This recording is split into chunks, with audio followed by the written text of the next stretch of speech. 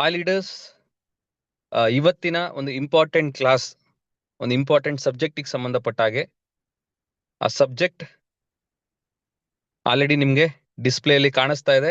Numbers and ratios ಅಂತೇಳಿ ಇದನ್ನ pulse of the business ಅಂತ ಹೇಳ್ತೀವಿ. ಈ ಒಂದು ಬಿಸ್ನೆಸ್ ನಲ್ಲಿ ನಾವು ಗೆಲ್ಲಬೇಕು ಅಂತ ಅಂದ್ರೆ ಇದರ ರೂಲ್ಸ್ ಅಂಡ್ ರೆಗ್ಯುಲೇಷನ್ ನಾವು ತಿಳ್ಕೊಳ್ಬೇಕು. ಅದಕ್ಕೆ ಹೇಳ್ತಾರೆ ಈ ಡೈರೆಕ್ಟ್ ಸೆಲ್ಲಿಂಗ್ ಇಂಡಸ್ಟ್ರಿ ಒಂದು ನಂಬರ್ ಗೇಮ್ ಇದ್ದಾಗೆ ಅಂತೇಳಿ. ಒಂದು ಗೇಮ್ ಅಂತ ಅಂದ್ರೆ ಆ ಗೇಮಿನ ಸುತ್ತಮುತ್ತ ಎಲ್ಲವೂ ಕೂಡ ನಮಗೆ ಐಡಿಯಾ ಇರಬೇಕು. ಉದಾಹರಣೆ ಕ್ರಿಕೆಟ್ ಅಂತ ನಾವು ತಗೊಳ್ಳೋದಾದ್ರೆ ಆ ಕ್ರಿಕೆಟ್ ಅಲ್ಲಿ ಎಷ್ಟು ಜನ ಪ್ಲೇಯರ್ಸ್ ಇರ್ತಾರೆ, ಎಷ್ಟು ಟೀಮು ಒಂದು ಗೇಮ್ ಅಲ್ಲಿ ಇನ್ವಾಲ್ವ್ ಆಗ್ಬೋದು, ಆ ಗೇಮ್ ನಲ್ಲಿ ವಿನ್ ಆಗ್ಬೇಕು ಅಂದ್ರೆ ಏನ್ ಮಾಡ್ಬೇಕು, ಒಬ್ಬ ಬೌಲಿಂಗ್ ಮಾಡೋರಿಗೆ ಎಷ್ಟು ಓವರ್ ಮ್ಯಾಕ್ಸಿಮಮ್ ಬೋಲ್ ಮಾಡ್ಲಿಕ್ಕೆ ಸಾಧ್ಯ, ಅದು 20 ಓವರ್ ಫಾರ್ಮೆಟಾ, 50 ಓವರ್ ಫಾರ್ಮೆಟಾ, ಟೆಸ್ಟಾ, ಅಥವಾ ಒಂದು ಓವರಿಗೆ ಎಷ್ಟು ಬೋಲ್ ಮಾಡಬೇಕು. ಈಗ ಪ್ರತಿ ಒಂದು ಕೂಡ ತಿಳ್ಕೊಂಡಿದ್ದಾಗ ಮಾತ್ರ ನಾವು ಅದರಲ್ಲಿ ವಿನ್ ಆಗ್ಲಿಕ್ಕೆ ಸಾಧ್ಯ, ಗೆಲ್ಲಿಕ್ ಸಾಧ್ಯ. ಸೇಮ್ ಅದೇ ತರಾನೇ ಈ ಒಂದು ಇಂಡಸ್ಟ್ರಿಗೆ ಸಂಬಂಧಪಟ್ಟ ಹಾಗೆ ಎರಡು ಇಂಪಾರ್ಟೆಂಟ್ ವಿಚಾರ ನಮಗೆ ಗೊತ್ತಿರಬೇಕು. ಒಂದು ನಮ್ಮ ನಂಬರ್ಸ್ ಗಳ ಬಗ್ಗೆ, ಇನ್ನೊಂದು ನಮ್ಮ ರೇಷಿಯೋಸ್ ಬಗ್ಗೆ. ನಮ್ಮ ನಂಬರ್ಸ್ ಏನು, ನಮ್ಮ ರೇಷಿಯೋ ಏನು. ಎಲ್ಲಿವರೆಗೂ ನಮ್ಮ ನಂಬರ್ಸ್ ಏನು ಅಂತ ನಾವು ತಿಳ್ಕೊಳ್ಳಲ್ವೋ, ನಮ್ಮ ರೇಷಿಯೋ ಏನು ಅಂತ ನಾವು ತಿಳ್ಕೊಳ್ಳಲ್ವೋ, ಅಲ್ಲಿವರೆಗೂ ಈ ಇಂಡಸ್ಟ್ರಿಯಲ್ಲಿ ನಾವು ಗ್ರೋತ್ ಅನ್ನ ಕಾಣ್ಲಿಕ್ಕೆ ಸಾಧ್ಯತೆ ಇಲ್ಲ. ಸೊ ಹಾಗಾದ್ರೆ ಫಸ್ಟ್ ನಂಬರ್ಸ್ ಬಗ್ಗೆ ತಿಳ್ಕೋಣ. ರೆಡಿ?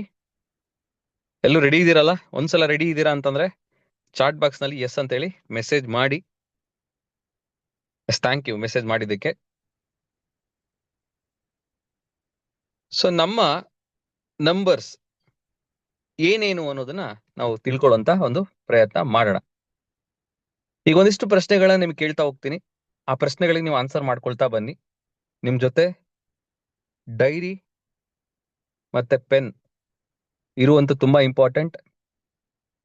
ಡೈರಿ ಮತ್ತೆ ಪೆನ್ ನಿಮ್ ಜೊತೆಲಿ ಇರುವಂತಹ ಪಾಯಿಂಟ್ ತುಂಬಾ ಇಂಪಾರ್ಟೆಂಟ್. ಮೊದಲನೇ ಪ್ರಶ್ನೆ, ನಿಮ್ಮ ಕಾಂಟ್ಯಾಕ್ಟ್ಸ್ ಲಿಸ್ಟ್ ಅಥವಾ ಫ್ರೆಂಡ್ಸ್ ಲಿಸ್ಟ್, ಆ ಒಂದು ಲಿಸ್ಟ್ ನಲ್ಲಿ ಎಷ್ಟು ಜನರನ್ನ ನೀವು ಪಟ್ಟಿ ಮಾಡಿದ್ದೀರಾ, ಎಷ್ಟು ಜನರದ್ದು ಲಿಸ್ಟ್ ಮಾಡಿದ್ದೀರಾ, ಟೋಟಲ್ ಕೌಂಟ್ ಎಷ್ಟು? ನಿಮ್ ಸಂಸ್ಥೆಯಲ್ಲಿ ನಿಮ್ಮ ಲೀಡರ್ಸ್ ಗಳು ಹೇಳಿರ್ತಾರೆ ಫ್ರೆಂಡ್ ಲಿಸ್ಟ್ ಮಾಡಿ ಅಂತ ಹೇಳಿ. Am I right? ಹೇಳಿರ್ತಾರ? ಹೇಳಿದ್ರೆ ಒಂದು ಥಮ್ಸ್ ಅಪ್ ಮಾಡಿ. ಚಾಟ್ ಬಾಕ್ಸ್ ನಲ್ಲಿ ಹೇಳ್ಕೊಟ್ಟಿರ್ತಾರ ಕಾಂಟ್ಯಾಕ್ಟ್ ಲಿಸ್ಟ್ ಮಾಡಿ, ಫ್ರೆಂಡ್ ಲಿಸ್ಟ್ ಮಾಡಿ ಅಂತೇಳಿ. ಎಲ್ಲರೂ ಥಮ್ಸ್ ಅಪ್ ಮಾಡ್ತಾ ಇದ್ದೀರಾ? ಎಸ್. ಹಾಗಿದ ಮೇಲೆ ಎಷ್ಟು ಜನರನ್ನ ನೀವು ಆ ಒಂದು ಲಿಸ್ಟ್ ನಲ್ಲಿ ಪಟ್ಟಿ ಮಾಡಿದ್ದೀರಾ? ಇದು ಫಸ್ಟ್ ಕ್ವಶನ್. ಸೆಕೆಂಡ್ ಕ್ವಶನ್, ಪ್ರತಿ ವಾರ ನಿಮ್ಮ ಕಾಂಟ್ಯಾಕ್ಟ್ ಲಿಸ್ಟ್ಗೆ ಎಷ್ಟು ಜನರನ್ನ, ಹೊಸ ಜನರನ್ನ ಸೇರಿಸ್ತಾ ಇದ್ದೀರಾ? ಈ ಎರಡನೇ ಪ್ರಶ್ನೆ ಏನಿದೆ ಅಲ್ಲ, ಈ ಪ್ರಶ್ನೆಗೆ ನಾನು ತುಂಬಾ ಜನರಿಂದ ಪಟ್ಕೊಂಡಂತ ಉತ್ತರ ಏನು ಅಂತಂದ್ರೆ 0. ತುಂಬಾ ಜನರದು. ಕೆಲವರು ಈ ಎರಡನೇ ಪ್ರಶ್ನೆಗೆ ಆನ್ಸರ್ ಮಾಡಿರೋದು, ಸರ್ ನಾವು ವಾರಕ್ಕೆ ಒಬ್ಬ ವ್ಯಕ್ತಿಯನ್ನ ಪರಿಚಯ ಮಾಡ್ಕೊಂಡು, ಹೊಸದಾಗಿ ಪರಿಚಯ ಮಾಡ್ಕೊಂಡು ಆ ವ್ಯಕ್ತಿಯ ಹೆಸರನ್ನ ಪಟ್ಟಿ ಮಾಡ್ತೀನಿ. ಪ್ರತಿ ವಾರ ಅಟ್ಲೀಸ್ಟ್ ಒಬ್ಬರನ್ನ ನಾನು ಆ ಒಂದು ಕಾಂಟ್ಯಾಕ್ಟ್ ಲಿಸ್ಟ್ಗೆ ಸೇರಿಸ್ತಾ ಹೋಗ್ತೀನಿ ಅಂತ ಹೇಳಿ. ನಾವ್ ಇನ್ ಜನರಲ್ ಆಗಿ ಕಾಂಟ್ಯಾಕ್ಟ್ ಲಿಸ್ಟ್ ಅಂತ ಅಂದಾಗ ನಮಗೆ ಸದ್ಯಕ್ಕೆ ಗೊತ್ತಿರೋರ್ನಷ್ಟೇ ಪಟ್ಟಿ ಮಾಡಿರ್ತೀವಿ. ಆ ಪಟ್ಟಿ ಅಲ್ಲಿಗೆ ನಿಂತೋಗುತ್ತೆ. ಮತ್ತೆ ಹೊಸಬ್ರನ್ನ ಪರಿಚಯ ಮಾಡ್ಕೊಳ್ಳುವಂತ ಹವ್ಯಾಸ ನಮ್ಮಲ್ಲಿರಲ್ಲ. ಪರಿಚಯ ಮಾಡ್ಕೊಂಡು ಆ ವ್ಯಕ್ತಿಯ ಹೆಸರನ್ನ ಕಾಂಟ್ಯಾಕ್ಟ್ ಲಿಸ್ಟ್ ಸೇರಿಸುವಂತಹ ಹವ್ಯಾಸವೂ ಕೂಡ ಇರಲ್ಲ. ಈ ಎರಡನೇ ಪ್ರಶ್ನೆಗೆ ನಿಮ್ಮ ಉತ್ತರ ಏನಿದೆ ನೋಡಿ. ನನಗೆ ಗೊತ್ತಿರೋ ಹಾಗೆ ತುಂಬಾ ಜನರು ಈ ಒಂದು ಪ್ರಶ್ನೆಗೆ ಆನ್ಸರ್ 0ನೇ ಇರುತ್ತೆ. 0 ಇದೆ ಅಂತ ಅಂದ್ರೆ ನೀವಲ್ಲಿ ಕರೆಕ್ಷನ್ ಮಾಡ್ಕೊಳ್ಬೇಕು. ಅದಕ್ಕೆ ಹೇಳಿದೆ, ಈ ನಂಬರ್ಸ್ ಬಗ್ಗೆ ನಾವು ತಿಳ್ಕೊಳ್ದೆ ಅಥವಾ ರೇಷಿಯೋಸ್ ಬಗ್ಗೆ ತಿಳ್ಕೊಳ್ದೆ ನಾವು ಗ್ರೋ ಆಗ್ಲಿಕ್ಕೆ ಸಾಧ್ಯತೆ ಇಲ್ವೇ ಇಲ್ಲ ಇಂಡಸ್ಟ್ರಿಯಲ್ಲಿ. ನಾವು ಈ ಇಂಡಸ್ಟ್ರಿ ಗೆಲ್ಬೇಕಾ, ಗ್ರೋ ಆಗಬೇಕಾ, ಈ ನಂಬರ್ಸ್ ಗಳ ಬಗ್ಗೆ ತಿಳ್ಕೊಳ್ಬೇಕು. ಹೆಂಗೆ ಒಂದು ಕ್ರಿಕೆಟ್ ಅನ್ನೋ ಒಂದು ಗೇಮ್ ನಲ್ಲಿ ಅಲ್ಲಿಯ ರೂಲ್ಸ್ ಅಂಡ್ ರೆಗ್ಯುಲೇಷನ್ ತಿಳ್ಕೊಂಡ್ರೇನೆ ನಾವು ಆ ಗೇಮ್ ನ ಗೆಲ್ಲಿಕ್ ಸಾಧ್ಯ, ಒಂದು ಟೀಮ್ ವರ್ಕ್ ಮಾಡಿ. ಅದೇ ತರ ಈ ಇಂಡಸ್ಟ್ರಿಯಲ್ಲೂ ಕೂಡ ನಾವು ಗೆಲ್ಲಬೇಕು ಅಂತಂದ್ರೆ ನಂಬರ್ಸ್ ಬಗ್ಗೆ ತಿಳ್ಕೊಳ್ಬೇಕು. ನಮ್ಮ ನಂಬರ್ಸ್ ಏನು ಅಂತ ತಿಳ್ಕೊಳ್ಬೇಕು. ಸೊ ಈ ಸೆಕೆಂಡ್ ಪ್ರಶ್ನೆಗೆ ತುಂಬಾ ಜನರ ಆನ್ಸರ್ 0ನೇ ಇರುತ್ತೆ. ಅದನ್ನ 1 ಅಥವಾ 2 ಅಥವಾ 3 ಅಥವಾ 4 ಈ ತರ ನಂಬರ್ನ ಇನ್ಕ್ರೀಸ್ ಮಾಡ್ಕೊಳ್ಳುವಂತ ವಿಚಾರದಲ್ಲಿ ಪ್ರಯತ್ನ ಮಾಡ್ಬೋದಾ? ಎರಡನೇ ಪ್ರಶ್ನೆ ಏನಿದೆ ಆ ಪ್ರಶ್ನೆಗೆ ಆನ್ಸರ್ನ ವಾರಕ್ಕೆ ಒಬ್ಬರನ್ನ ಹೊಸದಾಗಿ ಪರಿಚಯ ಮಾಡಿಕೊಂಡು ಆ ಕಾಂಟ್ಯಾಕ್ಟ್ ಲಿಸ್ಟಿಗೆ ಅವರನ್ನ ಸೇರಿಸುವಂಥದ್ದು. ವಾರಕ್ಕೆ ಇಬ್ಬರನ್ನ ಹೊಸದಾಗಿ ಪರಿಚಯ ಮಾಡಿಕೊಂಡು ಆ ಕಾಂಟ್ಯಾಕ್ಟ್ ಲಿಸ್ಟಿಗೆ ಸೇರಿಸುವಂಥದ್ದು. ದಿನಕ್ಕೊಬ್ಬರನ್ನ ಪರಿಚಯ ಮಾಡ್ಕೊಂಡ್ರು 7 ದಿನಕ್ಕೆ 7 ಹೊಸಬ್ರನ್ನ ಪರಿಚಯ ಮಾಡ್ಕೊಂಡು ಆ ಕಾಂಟ್ಯಾಕ್ಟ್ ಲಿಸ್ಟಿಗೆ ಸೇರಿಸ್ಲಿಕ್ಕೆ ಸಾಧ್ಯತೆ ಇದೆ. ಬಟ್ ಇದನ್ನ ನಾವು ಮಾಡ್ತಾ ಇಲ್ಲ.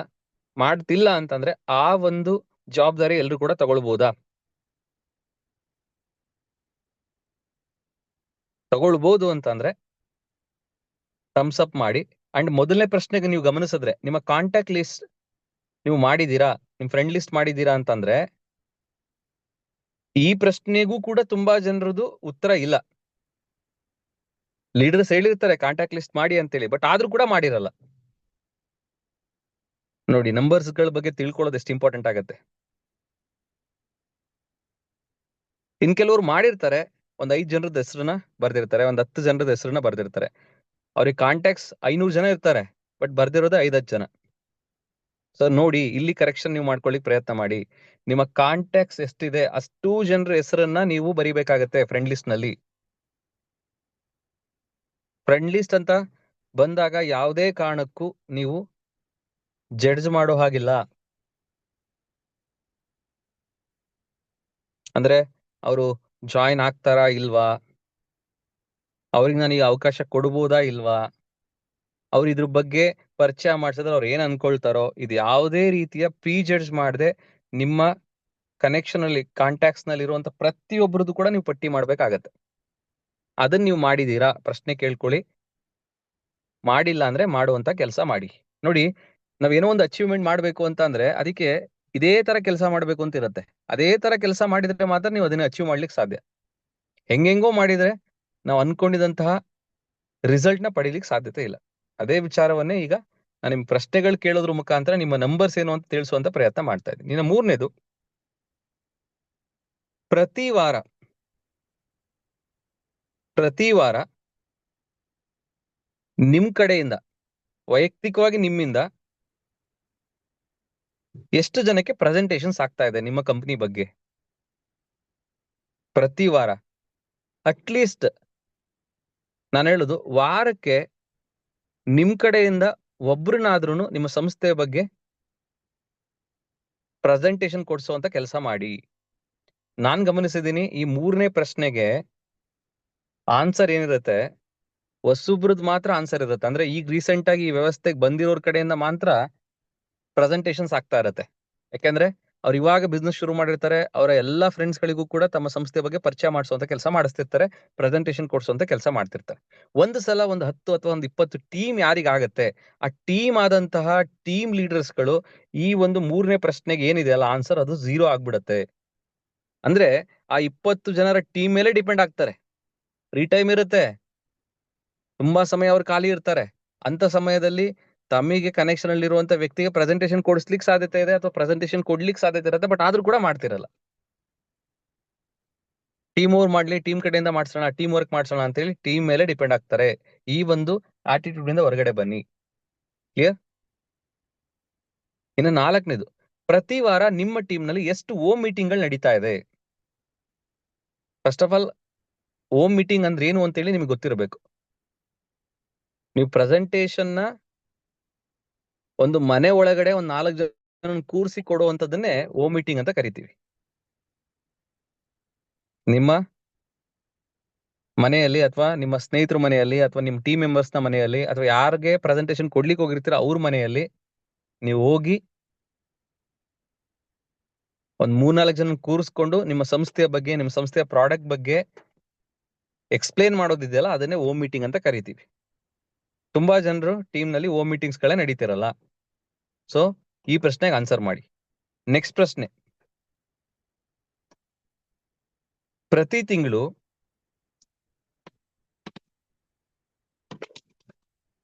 ನಿಮ್ಮ ಸಂಸ್ಥೆಯಲ್ಲಿ ಡಿಫರೆಂಟ್ ರ್ಯಾಂಕ್ ಗಳಿರುತ್ತೆ. ಈ ಒಂದು ಟರ್ನ್ ಓವರ್ ಕೊಟ್ರೆ ಅವ್ರಿಗೆ ಈ ರ್ಯಾಂಕ್ ಅಂತ ಹೆಸರಿಟ್ಟಿರ್ತಾರೆ. ಪ್ಲಾಟಿನಮ್ ಡಿಸ್ಟ್ರಿಬ್ಯೂಟರ್, ಡೈಮಂಡ್ ಡಿಸ್ಟ್ರಿಬ್ಯೂಟರ್, ಅಥವಾ ಡೈಮಂಡ್ ಡೈರೆಕ್ಟರ್, ಅಥವಾ ಡೈರೆಕ್ಟರ್, ಬ್ರಾಂಜ್ ಡೈರೆಕ್ಟರ್, ಹೀಗೆ ಡಿಫ್ರೆಂಟ್ ಕಂಪ್ನಿಗಳಲ್ಲಿ ಡಿಫ್ರೆಂಟ್ ನೇಮ್ಗಳಿಂದ ಅವರವರ ವರ್ಕಿಗೆ ಸಂಬಂಧಪಟ್ಟ ಹಾಗೆ ಅವರಿಗೆ ಒಂದು ರ್ಯಾಂಕ್ ಅನ್ನ ಕೊಟ್ಟಿರ್ತಾರೆ. ಕರೆಕ್ಟಾ? ಹಾಗೆ ಎವ್ರಿ ಮಂತ್ ನಿಮ್ಮ ಕಂಪನಿಯಲ್ಲಿ ನಿಮ್ಮ ಟೀಮ್ ಮುಖಾಂತರ ಎಷ್ಟು ಹೊಸ ರ್ಯಾಂಕ್ ಅಚೀವರ್ಸ್ಗಳನ್ನ ನೀವು ಕ್ರಿಯೇಟ್ ಮಾಡಬೇಕು ಅಂತ ಪ್ಲಾನ್ ಮಾಡ್ಕೊಂಡಿದ್ದೀರಾ? ನನ್ನ ಪ್ರಕಾರ ಇದಕ್ಕೂ ಕೂಡ ತುಂಬಾ ಜನರ ಆನ್ಸರ್ ಝೀರೋನೇ ಇರುತ್ತೆ, ಯಾಕಂದ್ರೆ ಅವ್ರಿಗೆ ಪ್ಲಾನಿಂಗ್ ಇರಲ್ಲ. ಸೊ ನೆಕ್ಸ್ಟ್ ಪ್ರಶ್ನೆ, ಈ ಮಂತ್ ನಿಮ್ಮ ಟೀಮ್ ನಲ್ಲಿ ಎಷ್ಟು ಪ್ರಾಡಕ್ಟ್ ಸಂಬಂಧಪಟ್ಟಂತಹ ಟ್ರೈನಿಂಗ್ಸ್, ಪ್ರಾಡಕ್ಟ್ ಟ್ರೈನಿಂಗ್ ಅಂತ ಕರಿತೀವಿ, ಪ್ಲಾನಿಂಗ್ ಮಾಡಿದ್ದೀರಾ? ಈ ಪ್ರಶ್ನೆಯಲ್ಲೂ ಕೂಡ ತುಂಬಾ ಜನರಿಗೆ ಆನ್ಸರ್ ಝೀರೋನೇ ಇರುತ್ತೆ. ಸರ್ 1 ಮಂತ್ ಅಲ್ಲ, ಲಾಸ್ಟ್ 2-3 ಮಂತ್ಸ್ ಇಂದ ಯಾವುದೇ ರೀತಿ ಪ್ರಾಡಕ್ಟ್ ಟ್ರೈನಿಂಗ್ ಆಗಿಲ್ಲ ಸರ್. ಮೇಜರ್ ಆಗಿ ನಾವು ಪ್ರಮೋಟ್ ಮಾಡ್ತಿರೋದೇ ನಮ್ಮ ಸಂಸ್ಥೆಯ ವೆಲ್ನೆಸ್ ಪ್ರಾಡಕ್ಟ್ಸ್ ಗಳು, ಅದಕ್ಕೆ ಸಂಬಂಧಪಟ್ಟಂಗೆ ಟ್ರೈನಿಂಗ್ ಆಗ್ತಿರಲ್ಲ. ನೆಕ್ಸ್ಟ್ ಪ್ರಶ್ನೆ, ಅದೇ ಪ್ರಶ್ನೆಯಲ್ಲಿ ಇನ್ನೊಂದು ಪ್ರಶ್ನೆ ಏನು ಅಂದ್ರೆ, ಹಾಗಾದ್ರೆ ಪ್ರಾಡಕ್ಟ್ ಟ್ರೈನಿಂಗ್ ನಡೀತಾ ಇದೆ ಅಂತಂದ್ರೆ ಅದಕ್ಕೆ ಎಷ್ಟು ಜನ ಭಾಗವಹಿಸ್ತಾ ಇದ್ದಾರೆ,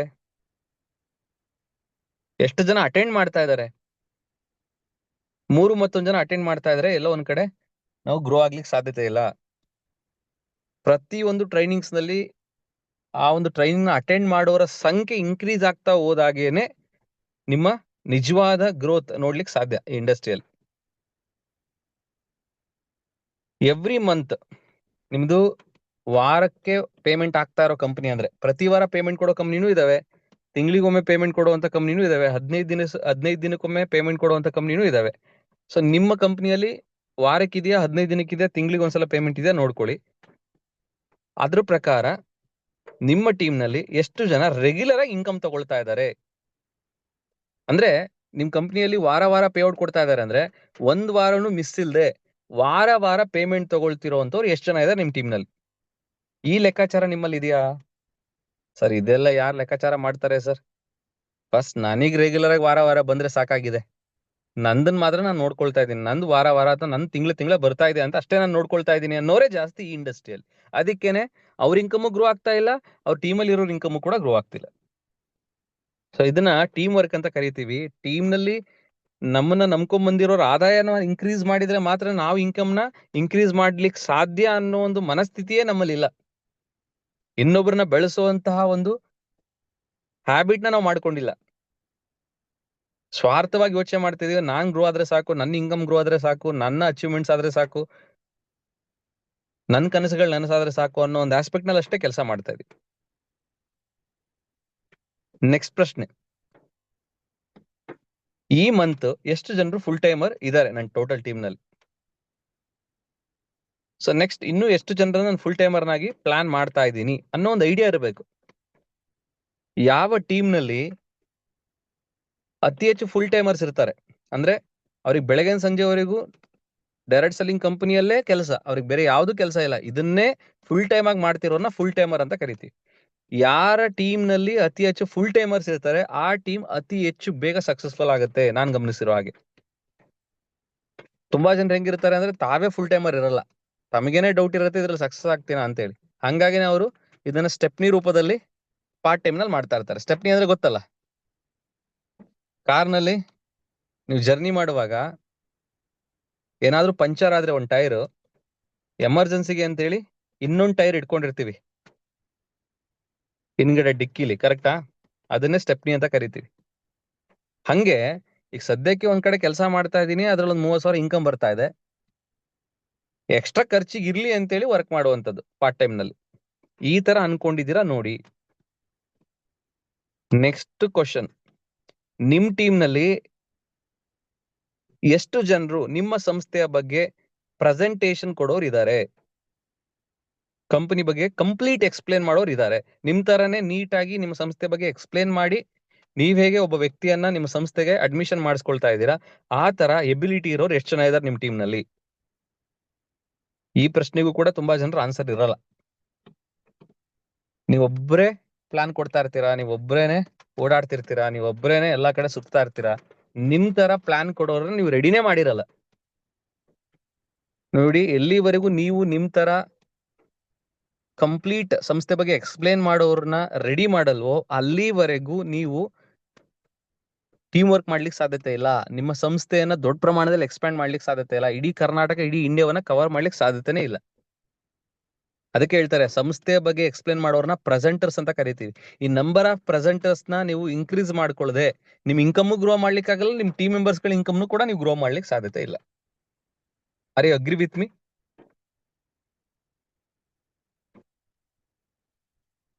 ಒಂದ್ಸಲ ಅನ್ಮ್ಯೂಟ್ ಮಾಡ್ತೀನಿ ನೋಡೋಣ. Yes, are you sir. Agree with me? Yes, sir. Yes, sir. Yes, sir. Yes, sir. Yes, sir. ಅದಕ್ಕೆ ಒಂದು ಪ್ರಶ್ನೆಯನ್ನ ನಾನು ಕೇಳ್ತಾ ಇರ್ತೀನಿ ಇನ್ ಜನರಲ್ ಆಗಿ. ನೋಡಿ, ಒಂದ್ 10 ಜನಕ್ಕೆ ಎಕ್ಸ್ಪ್ಲೇನ್ ಮಾಡಿದ್ರೆ, ನಿಮ್ಮ ಸಂಸ್ಥೆಯ ಬಗ್ಗೆ ನೀಟ್ ಆಗಿ ಕ್ಲೀನ್ ಆಗಿ ಒಂದ್ 10 ಜನರಿಗೆ ಎಕ್ಸ್ಪ್ಲೇನ್ ಮಾಡಿದ್ರೆ, ನಿಮ್ ಪ್ರಕಾರ ನಿಮ್ ಸಂಸ್ಥೆಗೆ ಎಷ್ಟು ಜನ ಅಡ್ಮಿಷನ್ ಆಗ್ಬೋದು? ನಿಮ್ ಸಂಸ್ಥೆಗೆ ಎಸ್ ಅಂತೇಳಿ ನಿಮ್ ಕಂಪನಿಗೆ ಅಡ್ಮಿಷನ್ ಆಗ್ಬೋದು, ನಿಮ್ ಸಂಸ್ಥೆಯ ಪ್ರಾಡಕ್ಟ್ಸ್ ಗಳನ್ನ ಪರ್ಚೇಸ್ ಮಾಡ್ಬೋದು ನಿಮ್ ಪ್ರಕಾರ 10 ಜನ ಕ್ಲೀನ್ ಆಗಿ ಎಕ್ಸ್ಪ್ಲೇನ್ ಮಾಡಿದ್ರೆ. ಶಿವಾನಂದ್ ಸರ್ ಹೇಳ್ತಾ ಇದಾರೆ 7 ಅಂತೇಳಿ, ರಾಘವ ಮೇಡಮ್ ಹೇಳ್ತಿದ್ದಾರೆ 5 ಅಂತೇಳಿ, ಸಂತೋಷ್ ಸರ್ ಹೇಳ್ತಿದ್ದಾರೆ 2 to 3, Prakash sir 5, Radha madam 6, Shrishal sir ಹೇಳ್ತಿದ್ದಾರೆ 8, ಸುನಿಲ್ ಸರ್ 6. ಓಕೆ, ಒಂದು ಅಂದಾಜು ಅಂತ ಹೇಳಿ 5 ಅಂತ ತಗೊಳ್ಳ. ಆವರೇಜ್ 10 ಜನಕ್ಕೆ ಎಕ್ಸ್ಪ್ಲೇನ್ ಮಾಡಿದ್ರೆ 5 ಜನ ನಿಮ್ ಸಂಸ್ಥೆಗೆ ಜಾಯಿನ್ ಆಗ್ತಾರೆ ಅಥವಾ ನಿಮ್ ಸಂಸ್ಥೆಗೆ ಅಡ್ಮಿಷನ್ ಆಗ್ತಾರೆ ಅಂತ ಅನ್ಕೋಣ. Okay, let's assume 5. 10ಕ್ಕೆ 5 ಜನ ನಿಮ್ ಸಂಸ್ಥೆಗೆ ಬರ್ಲಿಕ್ಕೆ ಸಾಧ್ಯತೆ ಇದೆ. ನಿಮ್ ಸಂಸ್ಥೆ ಬಗ್ಗೆ ಕ್ಲೀನ್ ಆಗಿ ಕರೆಕ್ಟ್ ಆಗಿ 100%, 1% ಕೂಡ ಮಿಸ್ ಮಾಡದಾಗೆ 100% ನಿಮ್ ಸಂಸ್ಥೆ ಬಗ್ಗೆ ಎಕ್ಸ್ಪ್ಲೇನ್ ಮಾಡಿದ್ರೆ, ಆ 10ರಲ್ಲಿ 5 ಜನ ನಿಮ್ ಸಂಸ್ಥೆಗೆ ಅಡ್ಮಿಷನ್ ಆಗ್ತಾರೆ ಅಂತಾನೆ ಅನ್ಕೊಂಡ್ರೆ, ಜಸ್ಟ್ ಇಮ್ಯಾಜಿನ್ 10ಕ್ಕೆ 5 ಜನ ಬರ್ತಾರೆ ಅಂದ್ರೆ ಪ್ರಾಕ್ಟಿಕಲ್ ಆಗಿ ಇದನ್ನ ಮಾಡೋದು ಸಂಬಂಧಪಟ್ಟಾಗ ಆಮೇಲೆ ಯೋಚನೆ ಮಾಡೋಣ. ಬಟ್ ಒಂದು ಥಿಯರಿಟಿಕಲ್ ಪಾಯಿಂಟ್ ಹೇಳ್ತೀನಿ, ಒಂದು ಥಿಯರಿ ಸಂಬಂಧಪಟ್ಟಂತ ಒಂದು ಸಬ್ಜೆಕ್ಟ್ ಹೇಳ್ತೀನಿ, ಕರೆಕ್ಟ್ ಆಗಿ ಕೇಳಿಸ್ಕೊಳ್ಳಿ. ಈ ಪ್ರಶ್ನೆ ಕರೆಕ್ಟ್ ಆಗಿ ಆನ್ಸರ್ ಮಾಡಿ. 10 ಜನರಿಗೆ ಕರೆಕ್ಟ್ ಆಗಿ ಹೇಳಿದ್ರೆ 5 ಜನ ಬರ್ತಾರೆ ಅಂದ್ರೆ, ರಾತ್ರಿ ನೆಕ್ಸ್ಟ್ 24 ಗಂಟೆ ಒಳಗಡೆ ನಿಮ್ಮ ಸಂಸ್ಥೆ ಬಗ್ಗೆ 1 ಕೋಟಿ ಜನರಿಗೆ ಹೇಳಿದ್ರೆ ಎಷ್ಟು ಜನ ಬರ್ತಾರೆ? ಆನ್ಸರ್ ಮಾಡಿ ಚಾಟ್ ಬಾಕ್ಸ್ ನಲ್ಲಿ. 10 ಜನಕ್ಕೆ ಕರೆಕ್ಟ್ ಆಗಿ ಹೇಳಿದ್ರೆ 5 ಜನ ಬರ್ತಾರೆ ಅಂತ ನಾವು ಅನ್ಕೊಂಡ್ರೆ, ನೆಕ್ಸ್ಟ್ 24 ಗಂಟೆ ಒಳಗಡೆ ನಿಮ್ ಸಂಸ್ಥೆ ಬಗ್ಗೆ 1 ಕೋಟಿ ಜನರಿಗೆ ಎಕ್ಸ್ಪ್ಲೇನ್ ಕರೆಕ್ಟ್ ಆಗಿ ನಾವು ಮಾಡಿದ್ರೆ ಎಷ್ಟು ಲಕ್ಷ ಜನ ಬರ್ತಾರೆ? Right answer already Shivanand sir ಕೊಟ್ರು, 50 ಲಕ್ಷ ಜನ ಬರ್ತಾರೆ. ಕರೆಕ್ಟಾ? Right answer is 50 lakh. ಅಂದ್ರೆ ಪ್ರಾಕ್ಟಿಕಲ್ ವಿಚಾರವನ್ನ ಪಕ್ಕಕ್ಕಿಡೋಣ, ಥಿಯರಿಟಿಕಲ್ ಸಬ್ಜೆಕ್ಟ್ ನ ನಾನು ಮಾತಾಡ್ತೀನಿ. ಥಿಯರಿಟಿಕಲ್ ಸಬ್ಜೆಕ್ಟ್ ಅನ್ನ ನಾನು ಮಾತಾಡ್ತೀನಿ. 1 ಕೋಟಿ ಜನಕ್ಕೆ 24 ಗಂಟೆಯಲ್ಲಿ ಎಕ್ಸ್ಪ್ಲೇನ್ ಮಾಡಿದ್ರೆ 50 ಲಕ್ಷ ಜನ ವಿತಿನ್ 24 hours ಅಲ್ಲಿ ಜಾಯಿನ್ ಆಗ್ಲಿಕ್ಕೆ ಸಾಧ್ಯತೆ ಇದೆಯಾ? Is it possible? ಪ್ರಾಕ್ಟಿಕಲ್ ಸಂಬಂಧಪಟ್ಟಂಗೆ ಆಮೇಲೆ ಡಿಸ್ಕಷನ್ ಮಾಡೋಣ. ಥಿಯರಿಟಿಕಲ್ ಪಾಯಿಂಟ್ ಆಫ್ ವ್ಯೂ ಅಲ್ಲಿ ನಾನು ಹೇಳ್ತಿರೋದು. ಆಗತ್ತಾ ಆಗಲ್ವಾ ಅನ್ನೋದನ್ನ ಪ್ರಾಕ್ಟಿಕಲ್ ಆಗಿ ಆಮೇಲೆ ಚರ್ಚೆ ಮಾಡೋಣ ಸ್ನೇಹಿತರೆ. First theoretical point of view ಅಲ್ಲಿ ನಾನು ಹೇಳ್ತಿರೋದು. ಫಸ್ಟ್ ಪಾಯಿಂಟ್ ಅರ್ಥ ಮಾಡ್ಕೊಳ್ಳಿ. ನೀವು 10 ಜನ ಕೇಳಿದ್ರೆ 5 ಜನ ಬರ್ತಾರೆ ಅನ್ನೋ ಲೆಕ್ಕ ಇದೆ ಅಂತ ಅಂದ್ರೆ, 1 ಕೋಟಿ ಜನಕ್ಕೆ 50 ಲಕ್ಷ ಜನ ಬರ್ಬೇಕಲ್ಲ. ಅದೆಂಗ್ ಆನ್ಸರ್ ನೋ ಆಗತ್ತೆ? ನೀವು 10 ಜನಕ್ಕೆ ಕರೆಕ್ಟ್ ಆಗಿ ಎಕ್ಸ್ಪ್ಲೇನ್ ಮಾಡಿದ್ರೆ 5 ಜನ ಬರ್ತಾರೆ ಅನ್ನೋ ಒಂದು ಪಾಯಿಂಟ್ ಅಂತೂ ಅಗ್ರಿ ಆಗ್ತೀರಾ? ಹಂಗಿದ್ಮೇಲೆ ಥಿಯರಿಟಿಕಲಿ ವಿತಿನ್ ನೆಕ್ಸ್ಟ್ 24 hours 1 ಕೋಟಿ ಜನ ಕೇಳಿದ್ರೆ 50 ಲಕ್ಷ ಜನ ಬರ್ಲೇಬೇಕಲ್ಲ. ಅದಕ್ಕೆ ಹೇಳಿದ್ ನಾನು ಥಿಯರಿಟಿಕಲಿ ಅಂತ ಹೇಳಿದೆ. ಪೆನ್ನು ಪೇಪರ್ ಇಟ್ಕೊಂಡು ಕ್ಯಾಲ್ಕುಲೇಷನ್ ಮಾಡಿದ್ರೆ ಆ ಒಂದು ಲೆಕ್ಕಾಚಾರದ ಪ್ರಕಾರ ನಾನು ಹೇಳ್ತಾ ಇದ್ದೆ. ಈಗ ಪ್ರಾಕ್ಟಿಕಲ್ ವಿಚಾರಕ್ಕೆ ಬರೋಣ. ಸೊ ಹಂಗಿದ್ಮೇಲೆ 1 ಕೋಟಿ ಜನರಿಗೆ 24 ಗಂಟೆಯಲ್ಲಿ ಈಗಿರೋ ಪರಿಸ್ಥಿತಿಗೆ ಎಕ್ಸ್ಪ್ಲೇನ್ ಮಾಡ್ಲಿಕ್ಕೆ ಸಾಧ್ಯತೆ ಇದೆಯಾ ನಿಮ್ಮೊಬ್ರ ಕಡೆಯಿಂದ? ಇವತ್ತು ನೀವು ಮತ್ತೆ ನಿಮ್ಮ ಟೀಮ್ ನಲ್ಲಿ ಎಷ್ಟು ಜನ ನಿಮ್ಮ ಸಂಸ್ಥೆ ಬಗ್ಗೆ ಎಕ್ಸ್ಪ್ಲೇನ್ ಮಾಡೋರು ಇದ್ದಾರೆ ನೋಡಿ. ನೀವು ಮತ್ತೆ ನಿಮ್ಮ ಟೀಮ್ ನಲ್ಲಿ ನಿಮ್ಮ ಸಂಸ್ಥೆಯ ಬಗ್ಗೆ ಕ್ಲೀನ್ ಆಗಿ ಎಕ್ಸ್ಪ್ಲೇನ್ ಮಾಡೋರ್ ಸಂಖ್ಯೆ ಎಷ್ಟು ಜನ ಇದ್ದಾರೆ ನೋಡಿ. ಎಷ್ಟು ಜನ ಇರ್ಬೋದು? ಚಾಟ್ ಬಾಕ್ಸ್ ನಲ್ಲಿ ಆನ್ಸರ್ ಮಾಡಿ. ನೀವು ಮತ್ತೆ ನಿಮ್ಮ ಟೀಮ್ ನಲ್ಲಿ ಟೋಟಲ್ ನಿಮ್ಮ ಸಂಸ್ಥೆಯ ಬಗ್ಗೆ ನಿಮ್ ತರನೇ ನೀಟಾಗಿ ಎಕ್ಸ್ಪ್ಲೇನ್ ಮಾಡುವಂತವ್ರು ಟೋಟಲ್ ನಿಮ್ ಟೀಮ್ ನಲ್ಲಿ ಎಷ್ಟು ಜನ ಇದ್ದಾರೆ? ಸೊ ವನಿತಾ ಮೇಡಮ್ ಹೇಳ್ತಿದ್ದಾರೆ 5 ಅಂತ ಹೇಳಿ, ಆನಂದ್ ಸರ್ ಹೇಳ್ತಿದ್ದಾರೆ 4, ಮಧು ಸರ್ ಹೇಳ್ತಿದ್ದಾರೆ 4, ಶಿವಾನಂದ್ ಸರ್ ಹೇಳ್ತಿದ್ದಾರೆ 3, ಮಲ್ಲಪ್ಪ ಸರ್ ಹೇಳ್ತಿದ್ದಾರೆ 3, ವೈ ಎನ್ ಅವ್ರು ಹೇಳ್ತಿದ್ದಾರೆ ಯಾರು ಇಲ್ಲ ಸರ್, ವಾಹಿದ್ ಸರ್ ಹೇಳ್ತಿದ್ದಾರೆ 10. ನೋಡಿ ಇಲ್ಲೇ ಇರೋದು ಲಾಜಿಕ್. ನಿಮ್ಮ ಟೀಮ್ ನಲ್ಲಿ ನಿಮ್ ತರ ಸಂಸ್ಥೆ ಬಗ್ಗೆ ಎಕ್ಸ್ಪ್ಲೇನ್ ಮಾಡೋರು ಎಷ್ಟು ಜನ ಇದಾರಲ್ಲ, ಅದರ ಮೇಲೆ ನೆಕ್ಸ್ಟ್ 24 ಅವರ್ಸ್ ಅಲ್ಲಿ ಎಷ್ಟು ಜನರಿಗೆ ರೀಚ್ ಮಾಡಿಸಿಕ್ ಸಾಧ್ಯ ನಿಮ್ಮ ಸಂಸ್ಥೆಯನ್ನ ಅನ್ನೋದ್ರ ಮೇಲೆ ಡಿಪೆಂಡ್ ಆಗುತ್ತೆ. ಈಗ ಪ್ರಾಕ್ಟಿಕಲಿ ನೀವ್ ಹೇಳಿ, ಒಂದು ಸಂಸ್ಥೆಯ ಬಗ್ಗೆ ಪ್ರೆಸೆಂಟೇಶನ್ ಕೊಡುವಂತ ಪ್ರೆಸೆಂಟರ್ ಮ್ಯಾಕ್ಸಿಮಮ್ ಅಂದ್ರೆ ದಿನಕ್ಕೆ ಎಷ್ಟು ಜನರಿಗೆ ಪ್ಲಾನ್ ಕೊಡ್ಬೋದು? ಹೋಗಿ ಎಷ್ಟು ಜನರಿಗೆ ಪ್ಲಾನ್ ಕೊಡ್ಬೋದು? 100% ಇಷ್ಟು ಜನರಿಗೆ ಹೇಳ್ಬೋದು ಸರ್ ಅನ್ನೋ ಒಂದು ನಂಬರ್ ಹೇಳಿ ನೋಡೋಣ. 3 ಇಂದ 4, 3, ಆವರೇಜ್ 3 ಅಂತಾನೆ ಹಿಡೀರಿ. 3 ಅಂತಾನೆ ಹಿಡೀರಿ. ಓಕೆ, ನಿಮ್ದು ಬೇರೆ ಬೇರೆ ಎಲ್ಲಾ ಕೆಲಸಗಳನ್ನ ಮಾಡ್ಕೊಂಡು ಫ್ರೀ ಟೈಮ್ ನಲ್ಲಿ 3 ಜನಕ್ಕೆ ನೀವು ಪ್ಲಾನ್ ಕೊಡ್ತೀರಾ, 3 ಅವರ್ಸ್ ಸ್ಪೆಂಡ್ ಮಾಡ್ತೀರಾ ಅಂತ ಅನ್ಕೋಣ. ಒಂದು ವ್ಯಕ್ತಿಗೆ ಪ್ಲಾನ್ ಕೊಡ್ಲಿಕ್ಕೆ 1 ಅವರ್ ಹಿಡಿಯುತ್ತೆ ಅಂತಂದ್ರೂ ನೀವು 3 ಅವರ್ಸ್ ಸ್ಪೆಂಡ್ ಮಾಡಿದ್ರು ಡೈಲಿ 3 ಮೆಂಬರ್ಸ್ಗೆ ನೀವು ಪ್ಲಾನ್ ಕೊಡ್ಬೋದು. ಸೊ ಇವಾಗ ಹೇಳಿ, ಪ್ರಾಕ್ಟಿಕಲ್ ವಿಚಾರಕ್ಕೆ ಬರೋಣ. 1 ಕೋಟಿ ಜನರಿಗೆ ನೆಕ್ಸ್ಟ್ 24 ಅವರ್ಸ್ ಅಲ್ಲಿ ನೀವು ನಿಮ್ಮ ಸಂಸ್ಥೆನ ರೀಚ್ ಮಾಡಿಸ್ಬೇಕು ಅಂತಂದ್ರೆ ನೀವು ಒಬ್ರು ಕೈಯಲ್ಲಿ ಸಾಧ್ಯತೆ ಇದೆಯಾ? Is it possible? Practical point of view ಅಲ್ಲಿ ನೋಡೋಣ. Is it possible? ಹಬ್ಬಬ್ಬಾ ಅಂದ್ರೆ ನೀವು 3 ಜನರಿಗೆ ಅಷ್ಟೇ ತಲುಪಿಸಬಹುದು ನೆಕ್ಸ್ಟ್ 24 ಅವರ್ಸ್ ಅಲ್ಲಿ, ಕರೆಕ್ಟಾ? ಈಗ ನಾವು ಈ 3 ಜನರಿಂದ 30 ಜನರಿಗೆ ನಾವು ನಾಳೆ ನೆಕ್ಸ್ಟ್ 24 ಅವರ್ಸ್ ಅಲ್ಲಿ ರೀಚ್ ಆಗ್ಬೇಕು ಅಂತಂದ್ರೆ ಏನ್ ಮಾಡ್ಬೇಕು? ಈ ಲಾಜಿಕ್ ಅರ್ಥ ಮಾಡ್ಕೊಂಡಿದ್ಮೇಲೆ ಈಗ ನೀವು ಒಬ್ಬರೇ ಆದ್ರೆ ಮ್ಯಾಕ್ಸಿಮಮ್ ಅಂದ್ರೆ 3 ಜನಕ್ಕೆ ನಿಮ್ಮ ಸಂಸ್ಥೆ ಪ್ಲಾನ್ ನ ತಲುಪಿಸಬಹುದು. ಅದೇ 30 ಜನಕ್ಕೆ ತಲುಪಿಸ್ಬೇಕು ಅಂದ್ರೆ ನಿಮ್ ಟೀಮ್ ನಲ್ಲಿ ಏನಿರ್ಬೇಕು? ರೈಟ್ ಆನ್ಸರ್ ನೋಡೋಣ ಯಾರು ಕೊಡ್ತಾರೆ. ಪ್ರಾಕ್ಟಿಕಲ್ ಆನ್ಸರ್, ನಿಮ್ಮೊಬ್ರ ಕೈಯಲ್ಲೇ ನೆಕ್ಸ್ಟ್ 24 ಅವರ್ಸ್ ಅಲ್ಲಿ 3 ಜನಕ್ಕೆ ಅಷ್ಟೇ ಪ್ಲಾನ್ ಕೊಡ್ಲಿಕ್ಕೆ ಸಾಧ್ಯ, ಕರೆಕ್ಟಾ? ಹಂಗಿದ್ಮೇಲೆ ನೆಕ್ಸ್ಟ್ 24 ಅವರ್ಸ್ ಅಲ್ಲಿ 30 ಜನರಿಗೆ ಪ್ಲಾನ್ ರೀಚ್ ಮಾಡಿಸ್ಬೇಕು ಅಂತಂದ್ರೆ ಏನ್ ಆಗ್ಬೇಕು ಆಕ್ಚುಲಿ? ರೈಟ್ ಆನ್ಸರ್ ಏನಂದ್ರೆ ನಿಮ್ಮ ಟೀಮ್ ನಲ್ಲಿ ಪ್ರೆಸೆಂಟರ್ಸ್ ಇರಬೇಕು. ಎಷ್ಟು ಪ್ರೆಸೆಂಟರ್ಸ್ ಇರಬೇಕು? ನಮ್ಮಾಗೆ ಪ್ಲಾನ್ ಪ್ರೆಸೆಂಟೇಶನ್ ತಗೊಳ್ಳುವಂತವ್ರು 10 ಜನರು ಇರ್ಬೇಕು, ಕರೆಕ್ಟಾ? ನಿಮ್ಮನ್ನು ಸೇರಿ 10 ಜನ. ರೈಟ್ ಆನ್ಸರ್ ತುಳಸಿ ಮೇಡಮ್ ಕೊಟ್ರು. 10 ಲೀಡರ್ ಬೇಕು ನಿಮ್ಮನ್ನು ಸೇರಿ. ಹೆಂಗೆ ಅಂದ್ರೆ ನಿಮ್ಮೊಬ್ಬರಿಂದ 3 ಜನಕ್ಕೆ ರೀಚ್ ಆಗಕ್ ಸಾಧ್ಯತೆ ಇದೆ ಅಂತಂದ್ರೆ ನಿಮ್ ಜೊತೆ ಇನ್ನೊಂದು 9 ಜನ ಇದ್ರೆ ಅಲ್ಲಿ ನೀವು ಪ್ಲಸ್ 9 ಜನ ಸೇರ್ಕೊಂಡು 10 ಜನ ಸೇರ್ಕೊಂಡು ಒಬ್ಬೊಬ್ರು 3 ಪ್ಲಾನ್ ತಗೊಂಡ್ರು ಕೂಡ ಎಷ್ಟು ಜನಕ್ಕೆ ರೀಚ್ ಆದಂಗಾಯ್ತು ನೆಕ್ಸ್ಟ್ 24 ಅವರ್ಸ್ ಅಲ್ಲಿ?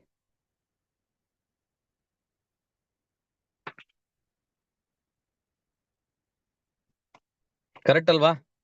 ಈ ಲಾಜಿಕ್ ನೀವು ಅರ್ಥ ಮಾಡ್ಕೊಳ್ಬೇಕು. ಅಂದ್ರೆ ನಿಮ್ಮ ಸಂಸ್ಥೆಯ ಬಗ್ಗೆ ಅತಿ ಹೆಚ್ಚು ಜನಕ್ಕೆ ರೀಚ್ ಆದ್ರೆ ಅತಿ ಹೆಚ್ಚು ಜನರು ನಿಮ್ ಸಂಸ್ಥೆಗೆ ಜಾಯ್ನ್ ಆಗ್ತಾರೆ. ಹಂಗ ಅತಿ ಹೆಚ್ಚು ಜನರು ನಿಮ್ ಟೀಮ್ ನ ಜಾಯ್ನ್ ಆಗ್ಬೇಕು ಅಂದ್ರೆ ಅತಿ ಹೆಚ್ಚು ಜನರಿಗೆ ನಿಮ್ಮ ಸಂಸ್ಥೆಯ ಪ್ಲಾನ್ 100% ರೀಚ್ ಆಗ್ಬೇಕು. ನಿಮ್ಮ ಸಂಸ್ಥೆಯ ಬಗ್ಗೆ 100% ಅತಿ ಹೆಚ್ಚು ಜನರಿಗೆ ರೀಚ್ ಆಗ್ಬೇಕು ಅಂತಂದ್ರೆ ನಿಮ್ ತರನೇ ನಿಮ್ಮ ಸಂಸ್ಥೆ ಬಗ್ಗೆ ಮಾಹಿತಿ ಕೊಡುವಂತವ್ರ ಸಂಖ್ಯೆಯನ್ನ ಇನ್ಕ್ರೀಸ್ ಮಾಡಬೇಕು. ಅಂದ್ರೆ ನಂಬರ್ ಆಫ್ ಪ್ರೆಸೆಂಟರ್ಸ್ ನ ಇನ್ಕ್ರೀಸ್ ಮಾಡಬೇಕು. ಸೊ ನಿಮ್ಮ ಆಕ್ಚುಯಲ್ ಸಕ್ಸಸ್ ಎಲ್ಲಿದೆ? ನಿಮ್ಮ ಟೀಮ್ ನಲ್ಲಿ ನಿಮ್ ತರ ಪ್ರೆಸೆಂಟೇಶನ್ ಕೊಡೋರ್ ಸಂಖ್ಯೆನ ಇನ್ಕ್ರೀಸ್ ಮಾಡೋದ್ರಲ್ಲಿ ಇದೆ. ತುಂಬಾ ಜನ ಆ ವರ್ಕೆ ಮಾಡ್ತಾ ಇಲ್ಲ.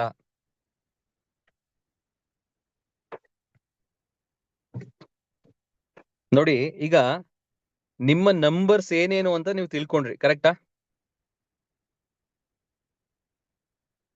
ಫಸ್ಟ್ ನಮ್ ಕಾಂಟ್ಯಾಕ್ಟ್ ಲಿಸ್ಟ್ ನಲ್ಲಿ ಎಷ್ಟು ಜನರಿದ್ದಾರೆ, ಪ್ರತಿ ವಾರ ಕಾಂಟ್ಯಾಕ್ಟ್ ಲಿಸ್ಟ್ ಗೆ ಹೊಸ ಹೊಸ ಜನರನ್ನ ಎಷ್ಟು ಆಡ್ ಮಾಡ್ತಾ ಇದ್ದೀನಿ, ಪ್ರತಿ ವಾರ ನನ್ನ ವೈಯಕ್ತಿಕವಾಗಿ ನನ್ನ ಪರ್ಸನಲ್ ಕಡೆಯಿಂದ ಎಷ್ಟು ಜನರಿಗೆ ಪ್ಲಾನ್ ಕೊಡಿಸ್ತಾ ಇದ್ದೀನಿ, ಪ್ರತಿ ವಾರ ಎಷ್ಟು ಮೀಟಿಂಗ್ಸ್ ಆಗ್ತಾ ಇದೆ, ಪ್ರತಿ ತಿಂಗಳು ಹೊಸ ರ್ಯಾಂಕ್ ಅಚೀವರ್ಸ್ ಎಷ್ಟು ಜನ ಕ್ರಿಯೇಟ್ ಆಗ್ತಾ ಇದ್ದಾರೆ, ಎಷ್ಟು ಪ್ರಾಡಕ್ಟ್ ಸಂಬಂಧಪಟ್ಟಂಗೆ ಟ್ರೈನಿಂಗ್ಸ್ ಪ್ರತಿ ತಿಂಗಳು ನಡೀತಾ ಇದೆ, ಅದಕ್ಕೆ ಎಷ್ಟು ಜನ ಭಾಗವಹಿಸ್ತಾ ಇದ್ದಾರೆ, ಎಷ್ಟು ಜನ ರೆಗ್ಯುಲರ್ ಆಗಿ ವೀಕ್ಲಿ ಇನ್ಕಮ್ ಕೊಡುವಂತ ಕಂಪನಿ ಆಗಿದ್ರೆ ರೆಗ್ಯುಲರ್ ಆಗಿ ವೀಕ್ಲಿ ಎಷ್ಟು ಜನ ಇನ್ಕಮ್ ತಗೊಳ್ತಾ ಇದ್ದಾರೆ, ಮಂತ್ಲಿ ಪೇಔಟ್ ಕೊಡ್ತಾ ಇರೋ ಕಂಪನಿ ಆದ್ರೆ ಮಂತ್ಲಿ ಎಷ್ಟು ಜನ ಪೇಮೆಂಟ್ ತಗೊಂತಾ ಇದಾರೆ ನನ್ನ ಟೀಮ್ ನಲ್ಲಿ, ಈಗ ಪ್ರೆಸೆಂಟ್ ಎಷ್ಟು ಜನ ಫುಲ್ ಟೈಮರ್ಸ್ ಇದ್ದಾರೆ, ಈ ಮಂತ್ ಎಷ್ಟು ಹೊಸ ಫುಲ್ ಟೈಮರ್ಸ್ ಆಗೋದಕ್ಕೆ ರೆಡಿ ಇದ್ದಾರೆ, ಟೋಟಲ್ ನನ್ನ ಟೀಮ್ ನಲ್ಲಿ ಎಷ್ಟು ಜನ ಪ್ಲಾನ್ ತಗೊಂತಾ ಇದ್ದಾರೆ ನನ್ನ ಸಂಸ್ಥೆ ಬಗ್ಗೆ, ಎಷ್ಟು ಜನ ಪ್ರೆಸೆಂಟರ್ಸ್ ಇದ್ದಾರೆ.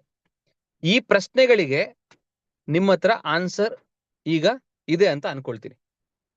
ನೀವು ಕಂಡ್ಕೊಂಡ್ರಾ ನಿಮ್ಮ ಆನ್ಸರ್ ಏನು ಅಂತೇಳಿ?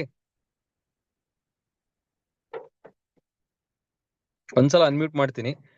ನಾನು ಕೇಳಿದ ಪ್ರಶ್ನೆಗಳಿಗೆ ನಿಮ್ಮ ಹತ್ರ ಆನ್ಸರ್ ಸಿಕ್ಕಿದೆ ಅಂತ ಅನ್ಕೊಳ್ತೀನಿ ಈಗ ಸದ್ಯಕ್ಕೆ ಎಸ್ ಸರ್. ಇರೋ ಪರಿಸ್ಥಿತಿಗೆ. Yes sir. ಎಸ್ ಸರ್, ಸಿಕ್ಕಿದೆ sir. Yes sir. Yes sir. So first ನೀವೇನ್ ಮಾಡಿದ್ರಿ, ನಂಬರ್ಸ್ ಅಂದ್ರೆ ಏನು ಅಂತ ತಿಳ್ಕೊಂಡ್ರಿ. ಯಾವ್ದಾವ್ದರ ನಂಬರ್ಸ್ ಗಳನ್ನ ತಿಳ್ಕೊಳ್ಬೇಕು ಅನ್ನೋದನ್ನು ಕೂಡ ನೀವು ತಿಳ್ಕೊಳ್ಳೋ ಪ್ರಯತ್ನ ಮಾಡಿದ್ರಿ. ಈಗ ನೆಕ್ಸ್ಟ್ ಪಾಯಿಂಟ್ ಏನಂತಂದ್ರೆ, ಆ ನಂಬರ್ಸ್ ನ ಇಂಪ್ರೂವ್ಮೆಂಟ್ ಮಾಡೋದ್ರ ಕಡೆ ಗಮನ ಹರಿಸಬೇಕು. ನೀವು ಈ ಸ್ಲೈಡ್ ನ ಗಮನಿಸಿ. ನಿಮ್ಮ ನಂಬರ್ಸ್ ಗಳನ್ನ ನೀವು ತಿಳಿಲಿಲ್ಲ ಅಂತಂದ್ರೆ ನಿಮ್ಮ ನಂಬರ್ಸ್ ನ ಇಂಪ್ರೂವ್ಮೆಂಟ್ ಮಾಡ್ಲಿಕ್ಕೆ ಸಾಧ್ಯತೆ ಇಲ್ಲ. ನಿಮ್ಮ ನಂಬರ್ಸ್ ನ ನೀವು ಇಂಪ್ರೂವ್ಮೆಂಟ್ ಮಾಡ್ಲಿಕ್ಕೆ ಸಾಧ್ಯತೆ ಇಲ್ಲ ಅಂದ್ರೆ ನೀವು ಗ್ರೋ ಆಗ್ಲಿಕ್ಕೆ ಸಾಧ್ಯತೆ ಇಲ್ಲ. ಸೊ ಇಲ್ಲಿ 3 ಪಾಯಿಂಟ್ ಬಂತು. ಒಂದು, ನಾವು ನಮ್ಮ ನಂಬರ್ ಏನು ಅಂತ ನಾವು ತಿಳಿಲಿಲ್ಲ ಅಂತಂದ್ರೆ ನಾವು ಆ ನಂಬರ್ಸ್ ನ ಇಂಪ್ರೂವ್ಮೆಂಟ್ ಮಾಡ್ಲಿಕ್ಕೆ ಸಾಧ್ಯತೆ ಇಲ್ಲ. ಆ ನಂಬರ್ಸ್ ನ ನಾವು ಇಂಪ್ರೂವ್ಮೆಂಟ್ ಮಾಡ್ಲಿಕ್ಕೆ ಸಾಧ್ಯತೆ ಇಲ್ಲ ಅಂದ್ರೆ ನಾವು ಗ್ರೋ ಆಗ್ಲಿಕ್ಕೆ ಸಾಧ್ಯತೆ ಇಲ್ಲ. ಕ್ಲಿಯರ್? ಅದೇ ನಮ್ಮ ನಂಬರ್ಸ್ ಏನು ಅಂತೇಳಿ ನಾವು ತಿಳ್ಕೊಂಡಿದ್ರೆ ಆ ನಂಬರ್ಸ್ ನಾವು ಇಂಪ್ರೂವ್ಮೆಂಟ್ ಮಾಡೋದ್ರ ಕಡೆ ವರ್ಕ್ ಮಾಡ್ಲಿಕ್ಕೆ ಸಾಧ್ಯತೆ ಇದೆ. ಆ ನಂಬರ್ಸ್ ನಾವು ಇಂಪ್ರೂವ್ಮೆಂಟ್ ಮಾಡಿದ್ರೆ 100% ನಾವು ಗ್ರೋ ಆಗ್ಲಿಕ್ಕೆ ಸಾಧ್ಯತೆ ಇದೆ. ಕ್ಲಿಯರ್? ಸೊ ಈಗ ಎಲ್ರು ಕೂಡ ನೀವು ನಿಮ್ಮ ನಂಬರ್ಸ್ ಗಳು ಏನೇನು ಅಂತ ತಿಳ್ಕೊಂಡ್ರಿ. ನಿಮ್ ಕಾಂಟ್ಯಾಕ್ಟ್ ಲಿಸ್ಟ್ ನಲ್ಲಿ ಎಷ್ಟು ಜನರು ಇದ್ದಾರೆ, ಪ್ರತಿ ವಾರ ಹೊಸ ಜನರನ್ನ ಎಷ್ಟು ಜನ ಭೇಟಿ ಮಾಡ್ಕೊಂಡು ಅವ್ರನ್ನ ಸೇರಿಸ್ತಾ ಇದ್ದೀರಾ ನಿಮ್ ಕಾಂಟ್ಯಾಕ್ಟ್ ಲಿಸ್ಟ್ ಗೆ, ಎಷ್ಟು ಪ್ರೆಸೆಂಟೇಷನ್ಸ್ ವೈಯಕ್ತಿಕವಾಗಿ ನಿಮ್ಮಿಂದ ಆಗ್ತಾ ಇದೆ, ಎಷ್ಟು ಹೋಮ್ ಮೀಟಿಂಗ್ಸ್ ಮಾಡ್ತಾ ಇದ್ದೀರಾ ಪ್ರತಿ ವಾರ, ಎಷ್ಟು ಹೊಸ ರ್ಯಾಂಕ್ ಅಚೀವರ್ಸ್ ಗಳನ್ನ ಕ್ರಿಯೇಟ್ ಮಾಡ್ತೀರಾ ಎವ್ರಿ ಮಂತ್, ಎಷ್ಟು ಪ್ರಾಡಕ್ಟ್ ಟ್ರೈನಿಂಗ್ ಆಗ್ತಿದೆ ನಿಮ್ ಟೀಮ್ ನಲ್ಲಿ, ಅದಕ್ಕೆ ಎಷ್ಟು ಜನ ಬರ್ತಾ ಇದ್ದಾರೆ, ಎಷ್ಟು ರೆಗ್ಯುಲರ್ ಆಗಿ ನಿಮ್ ಟೀಮ್ ನಲ್ಲಿ ಇನ್ಕಮ್ ತಗೊಳ್ತಾ ಇದ್ದಾರೆ, ಎಷ್ಟು ಜನ ಫುಲ್ ಟೈಮರ್ಸ್ ಇದ್ದಾರೆ, ಎಷ್ಟು ಜನ ಫುಲ್ ಟೈಮರ್ಸ್ ನಾಗಿ ನೀವು ಕ್ರಿಯೇಟ್ ಮಾಡ್ಲಿಕ್ಕೆ ಹೋಗ್ತಾ ಇದ್ದೀರಾ, ಎಷ್ಟು ಜನರು ಆಲ್ರೆಡಿ ನಿಮ್ ಟೀಮ್ ನಲ್ಲಿ ನಿಮ್ ಸಂಸ್ಥೆ ಬಗ್ಗೆ ನಿಮ್ ತರ ಪ್ಲಾನ್ ಕೊಡ್ತಾ ಇದ್ದಾರೆ. ಇದು ನಿಮ್ಮ ನಂಬರ್ಸ್. ಈಗ ನೆಕ್ಸ್ಟ್ ಪಾಯಿಂಟ್ ಏನಂತ ಅಂದ್ರೆ, ಇದನ್ನ ಇಂಪ್ರೂವ್ಮೆಂಟ್ ಮಾಡ್ಲಿಕ್ಕೆ ನೀವು ಪ್ರಯತ್ನ ಮಾಡಬೇಕು. ಕ್ಲಿಯರ್?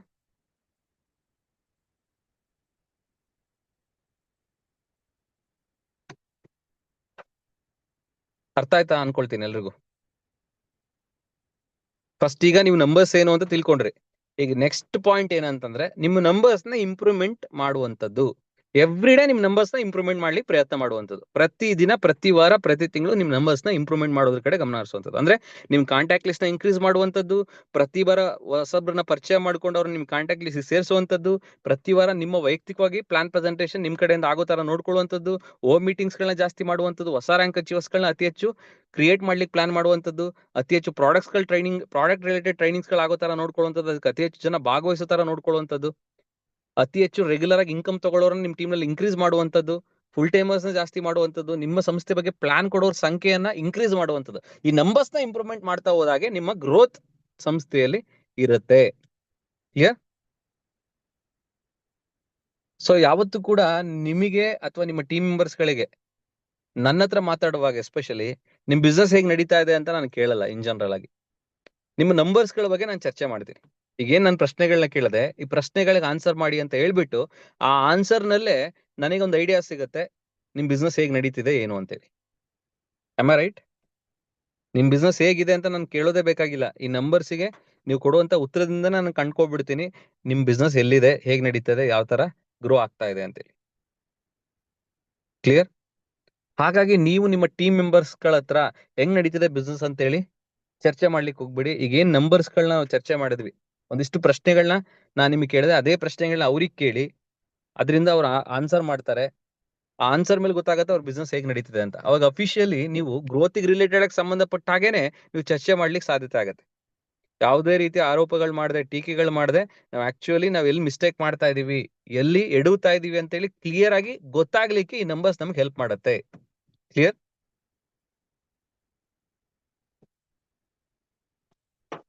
ಸೊ ಈಗ ನಾವು ನಂಬರ್ಸ್ ಗಳ ಬಗ್ಗೆ ತಿಳ್ಕೊಂಡ್ವಿ, ನಂಬರ್ಸ್ ನ ಇಂಪ್ರೂವ್ಮೆಂಟ್ ಮಾಡೋದ್ರಲ್ಲೇ ನಮ್ಮ ಸಕ್ಸಸ್ ಇದೆ ಅಂತ ಕೂಡ ನಾವು ತಿಳ್ಕೊಂಡ್ವಿ. ಈಗ ನೆಕ್ಸ್ಟ್ ರೇಷಿಯೋ ಬಗ್ಗೆ ತಿಳ್ಕೊಳ್ಳುವಂತಹ ಒಂದು ಪ್ರಯತ್ನ ಮಾಡೋಣ. ರೇಷಿಯೋ ಕೂಡ ವೆರಿ ಇಂಪಾರ್ಟೆಂಟ್ ಫ್ಯಾಕ್ಟರ್. ಹೆಂಗ್ ನಂಬರ್ ಅನ್ನೋದು ಇಂಪಾರ್ಟೆಂಟ್ ಆಗಿ ನಾವು ತಿಳ್ಕೊಳ್ಬೇಕು, ಹಾಗೆ ರೇಷಿಯೋ ಕೂಡ ಅಷ್ಟೇ ಇಂಪಾರ್ಟೆಂಟ್. ರೇಷಿಯೋದಲ್ಲೂ ಕೂಡ ಫಸ್ಟ್ ನಮ್ ರೇಷಿಯೋ ಏನಂತ ತಿಳ್ಕೊಳ್ಬೇಕು, ಆ ರೇಷಿಯೋ ಪ್ರಕಾರ ನಾವು ಕೆಲಸ ಮಾಡಬೇಕು, ಅದನ್ನ ಇಂಪ್ರೂವ್ಮೆಂಟ್ ಮಾಡ್ಕೋಬೇಕು. ಹಿಂಗೆ ನಂಬರ್ಸ್ಗೆ ಸಂಬಂಧಪಟ್ಟಂಗೆ ನಮ್ ನಂಬರ್ ಏನು ಅಂತ ತಿಳ್ಕೊಂಡ್ವಿ, ಹಂಗೆ ಆ ನಂಬರ್ಸ್ ನಾವು ಇಂಪ್ರೂವ್ಮೆಂಟ್ ಮಾಡೋದ್ರಿಂದ ನಮ್ಗೆ ಗ್ರೋತ್ ಸಿಗುತ್ತೆ. Same as it is ratio. ನಮ್ ರೇಷಿಯೋ ಏನು ಅಂತ ನಾವು ತಿಳ್ಕೊಳ್ಬೇಕು, ಆ ರೇಷಿಯೋ ಪ್ರಕಾರ ಕೆಲಸ ಮಾಡಬೇಕು, ಅಂಡ್ ಆ ರೇಷಿಯೋಸ್ನು ಕೂಡ ಇಂಪ್ರೂವ್ಮೆಂಟ್ ಮಾಡೋದ್ರ ಕಡೆ ನಾವು ಗಮನ ಹರಿಸಬೇಕು. ಸೊ ಹಾಗಾದ್ರೆ ರೇಷಿಯೋ ಅಂದ್ರೆ ಏನು ಅದನ್ನ ತಿಳ್ಕೊಳ್ಳೋಕ್ಕಿಂತ ಮುಂಚೆ, ನೆಟ್ವರ್ಕ್ ಮಾರ್ಕೆಟಿಂಗ್ ಅಲ್ಲಿ 2 ಇಂಪಾರ್ಟೆಂಟ್ ಕೆಲಸಗಳು ಇರುವಂತದ್ದು. ಎರಡೇ ಇರೋದು ಇಂಪಾರ್ಟೆಂಟ್ ಕೆಲಸಗಳು. ಒಂದು, ಜನರು ನಮ್ಮ ಟೀಮ್ ನಲ್ಲಿ ಜಾಯಿನ್ ಆಗೋ ತರ ನೋಡ್ಕೊಳ್ಳುವಂಥದ್ದು, ಇದು ಫಸ್ಟ್ ಪಾಯಿಂಟ್. ಎರಡನೇದು, ಜಾಯಿನ್ ಆದಂತವ್ರು ನಮ್ ತರನೇ ಬಿಸ್ನೆಸ್ ನ ಡೈಲಿ ಮಾಡೋ ತರ ನೋಡ್ಕೊಳ್ಳುವಂಥದ್ದು. ಇವೆರಡು ಬಿಟ್ರೆ ಇನ್ನೇನಿದೆ ಬಿಸ್ನೆಸ್ ಅಲ್ಲಿ? ಈ ಬಿಸ್ನೆಸ್ ಅಲ್ಲಿ ಬೇರೆ ಏನೂ ಇಲ್ಲ. Am I right? ಒಂದು, ಜನರು ನಮ್ಮ ಟೀಮ್ ನಲ್ಲಿ ಜಾಯಿನ್ ಆಗ್ಬೇಕು, ಜಾಯಿನ್ ಆದವರೆಲ್ಲ ನಮ್ ತರ ಬಿಸ್ನೆಸ್ ನ ಬಿಲ್ಡ್ ಮಾಡಬೇಕು. ಮೊದಲನೇ ಕೆಲಸಕ್ಕೆ ಸಂಬಂಧಪಟ್ಟಂಗೆ ಒಂದು ರೇಷಿಯೋ, ಅಂದ್ರೆ ಜನರು ಜಾಯ್ನಿಂಗ್ ಆಗೋ ತರ ನಮ್ಮ ಟೀಮ್ ನಲ್ಲಿ ಅದಕ್ಕೆ ಸಂಬಂಧಪಟ್ಟಂತ ಒಂದು ರೇಷಿಯೋನ ರಿಕ್ರೂಟ್ಮೆಂಟ್ ರೇಷಿಯೋ ಅಂತ ಕರೀತಾರೆ. ರಿಕ್ರೂಟ್ಮೆಂಟ್ ರೇಷಿಯೋ ಇದು ಒಂದು ಜನರಲ್ ರೇಷಿಯೋವನ್ನ ಇಲ್ಲಿ ಮೆನ್ಷನ್ ಮಾಡಿದ್ದಾರೆ. 10:7:2 ಅಂತೇಳಿ. ಇದು ಜನರಲ್ ರೇಷಿಯೋ. ಅಂದ್ರೆ ತುಂಬಾ ಕಂಪನಿಗಳನ್ನ, ತುಂಬಾ ಟೀಮ್ಗಳನ್ನ ಸರ್ವೆ ಮಾಡಿ ಇನ್ ಜನರಲ್ ಆಗಿ ಒಂದು ರೇಷಿಯೋವನ್ನ ಮೆನ್ಷನ್ ಮಾಡಿದ್ದಾರೆ. ಇದು ಕಂಪನಿಯಿಂದ ಕಂಪನಿಗೆ ಚೇಂಜ್ ಆಗುತ್ತೆ, ಟೀಮಿಂದ ಟೀಮಿಗೆ ಚೇಂಜ್ ಆಗುತ್ತೆ ರೇಷಿಯೋ. ಬಟ್ ಇದು ಒಂದು ಜನರಲ್ ರೇಷಿಯೋ. ಏನ್ ರೇಷಿಯೋ ಅಂತಂದ್ರೆ, ಇದು 10 ಜನರಿಗೆ ಸಂಸ್ಥೆ ಬಗ್ಗೆ ಎಕ್ಸ್ಪ್ಲೇನ್ ಮಾಡಿದ್ರೆ, ಅದು ಎನಿ ಟೈಪ್ ಆಫ್ ಸಂಸ್ಥೆಗಳಿರ್ಬೋದು, 10 ಜನರಿಗೆ ಈ ತರ ಒಂದು ಸಂಸ್ಥೆ ಇದೆ ಅದ್ರ ಬಗ್ಗೆ ತಿಳ್ಕೊಳ್ಳಿ ಅಂತೇಳಿ ಇನ್ವೈಟ್ ಮಾಡಿದ್ರೆ 7 ಜನ ಬಂದು ಪ್ಲಾನ್ ಕೇಳ್ತಾರೆ. 7 ಜನ ಫೇಸ್ ಟು ಫೇಸ್ ಕುಳಿತುಕೊಂಡು ನಮ್ಮ ಸಂಸ್ಥೆ ಬಗ್ಗೆ ತಿಳ್ಕೊಳ್ತಾರೆ. ಆ ತಿಳ್ಕೊಂಡಂತ 7 ಜನರಲ್ಲಿ ಕನಿಷ್ಠ 2 ಬಿಸ್ನೆಸ್ ನ ಸ್ಟಾರ್ಟ್ ಮಾಡ್ತಾರೆ ಅಂತೇಳಿ ಇದೊಂದು ರೇಷಿಯೋ. ಕ್ಲಿಯರ್? ನಿಮ್ದು ರೇಷಿಯೋ ಏನಿದೆ ನೀವು ನೋಟ್ ಮಾಡ್ಕೊಳ್ಳಿ. ನೀವೆಷ್ಟು ಜನಕ್ಕೆ, ಈಗ 10 ಜನಕ್ಕೆ ನೀವು ಇನ್ವೈಟ್ ಮಾಡಿದ್ರೆ ನಿಮ್ ಸಂಸ್ಥೆ ಬಗ್ಗೆ ತಿಳ್ಕೊಳ್ಳಿಕ್ಕೆ ಎಷ್ಟು ಜನ ಬಂದು ಪ್ಲಾನ್ ಕೇಳ್ತಾರೆ? ನಿಮ್ಮ ಆನ್ಸರ್ ಮಾಡಿ ನೋಡೋಣ. ನಿಮ್ಮ ಟೀಮ್ ನಲ್ಲಿ ವರ್ಕ್ ಆಗ್ತಿರುವಂತ ಆನ್ಸರ್. ನೀವು 10 ಜನಕ್ಕೆ ಇನ್ವೈಟ್ ಮಾಡ್ತೀರಾ, ಈ ತರ ಒಂದು ಸಂಸ್ಥೆ ಇದೆ ಅದ್ರ ಬಗ್ಗೆ ತಿಳ್ಕೊಳ್ಳಿ ಫೇಸ್ ಟು ಫೇಸ್ ಕುಳಿತುಕೊಂಡು ಅಂತ ನೀವು ಇನ್ವೈಟ್ ಮಾಡಿದ್ರೆ ಎಷ್ಟು ಜನ ಬಂದು ಫೇಸ್ ಟು ಫೇಸ್ ಕುಳಿತುಕೊಂಡು ಪ್ಲಾನ್ ಕೇಳ್ತಾರೆ? ವಾಯ್ಸ್ ಸರ್ ಹೇಳ್ತಿದ್ದಾರೆ ಅವ್ರ ರೇಷಿಯೋ ಪ್ರಕಾರ 5, ವನಿತಾ ಮೇಡಮ್ ಹೇಳ್ತಿದ್ದಾರೆ 3, ಮಲ್ಲಪ್ಪ ಸರ್ ಹೇಳ್ತಿದ್ದಾರೆ 6, ತುಳಸಿ ಮೇಡಮ್ ಹೇಳ್ತಿದ್ದಾರೆ 7, ಆಶಾ ಮೇಡಮ್ ಹೇಳ್ತಿದ್ದಾರೆ 10 ಜನಕ್ಕೆ ಇನ್ವೈಟ್ ಮಾಡಿದ್ರೆ 10 ಜನರು ಕೂಡ ಬರ್ತಾರೆ. ನೋಡಿ, ಇದು ವೇರಿಯೇಷನ್. ಕಂಪನಿಯಿಂದ ಕಂಪನಿಗೆ, ಟೀಮಿಂದ ಟೀಮಿಗೆ ಇದು ವೇರಿ ಆಗುತ್ತೆ. ಹಂಗಾಗಿ ಇನ್ ಜನರಲ್ ನಾನು ತಗೊಂಡಿದ್ದು 7 ಅಂತೇಳಿ. 10 ಜನಕ್ಕೆ ನೀವು ಇನ್ವೈಟ್ ಮಾಡಿದ್ರೆ 7 ಜನ ಬಂದು ಪ್ಲಾನ್ ಕೇಳ್ತಾರೆ. 7 ಜನಕ್ಕೆ ಸರಿಯಾಗಿ ನಿಮ್ಮ ಸಂಸ್ಥೆ ಬಗ್ಗೆ ಪ್ಲಾನ್ ಎಕ್ಸ್ಪ್ಲೇನ್ ಮಾಡಿದ್ರೆ, 7 ಜನರಿಗೆ ಸರಿಯಾಗಿ ನಿಮ್ಮ ಸಂಸ್ಥೆ ಬಗ್ಗೆ ಪ್ಲಾನ್ ನ ಕೊಟ್ರೆ ಎಷ್ಟು ಜನ ಜಾಯ್ನ್ ಆಗ್ತಾರೆ? ನಿಮ್ಮ ಆನ್ಸರ್ ಮಾಡಿ ನೋಡೋಣ. Tell me your answer. 7 members correct ಆಗಿ ಪ್ಲಾನ್ ಹೇಳಿದ್ರೆ ನಿಮ್ ಸಂಸ್ಥೆ ಬಗ್ಗೆ ಎಷ್ಟು ಜನ ನಿಮ್ ಸಂಸ್ಥೆಗೆ ಎನ್ರೋಲ್ ಆಗ್ಬೋದು? ಕೆಲವರು 1, 2, 3, 4, 5 ಹಿಂಗೆ ಒಬ್ಬರಿಂದ ಒಬ್ಬರಿಗೆ ವೇರಿಯೇಷನ್ ಆಗುತ್ತೆ. ಆವರೇಜ್ 2 ಅಂತ ನಾನು ತಗೊಂಡಿದ್ದೀನಿ. ಈಗ ಇದನ್ನ ಕನ್ಫರ್ಮ್ ಮಾಡ್ಬೋದಾ? 10 ಜನ ಕೇಳಿದ್ರೆ 7 ಜನ ಬಂದು ಪ್ಲಾನ್ 7 ಜನ ಬಂದು ಪ್ಲಾನ್ ಕೇಳ್ತಾರೆ. ಕೇಳಿದಂತ 7 ಜನರಲ್ಲಿ 2 ಜಾಯ್ನ್ ಆಗ್ತಾರೆ. ಇದನ್ನ ಒಂದು ಜನರಲ್ ಫಾರ್ಮೆಟ್ ಅಂತ ತಗೊಳ್ಬೋದಾ ನಾವು? Are you agree with me? Unmute ಮಾಡಿದ್ದೀನಿ, ಆನ್ಸರ್ ಮಾಡಿ. Yes, sir. Yes, sir. Yes. Okay, thank you. So ಈ ಲೆಕ್ಕಾಚಾರ ಪ್ರಕಾರ ಮತ್ತೆ ಅದೇ ವಿಚಾರವನ್ನು ರಿಪೀಟ್ ಮಾಡಿದ್ರೆ, 10 ಜನರಿಗೆ ಇನ್ವಿಟೇಷನ್ ಮಾಡಿದ್ರೆ 7 ಜನ ಬಂದು ಪ್ಲಾನ್ ಕೇಳ್ತಾರೆ. ಪ್ಲಾನ್ ಕೇಳಿದಂತ 7 ಜನರಲ್ಲಿ 2 ಬಿಸ್ನೆಸ್ ಶುರು ಮಾಡ್ತಾರೆ. ಇದನ್ನೇ ಒಂದು ಆವರೇಜ್ ರೇಷಿಯೋ ಅಂತ ಕರಿತೀವಿ. ಈ ರೇಷಿಯೋ ಕಂಪನಿಯಿಂದ ಕಂಪನಿಗೆ, ಟೀಮಿಂದ ಟೀಮಿಗೆ Yes, sir. Yes. ವ್ಯತ್ಯಾಸ ಆಗಬಹುದು. Okay, sir. ವ್ಯತ್ಯಾಸ ಆಗಬಹುದು.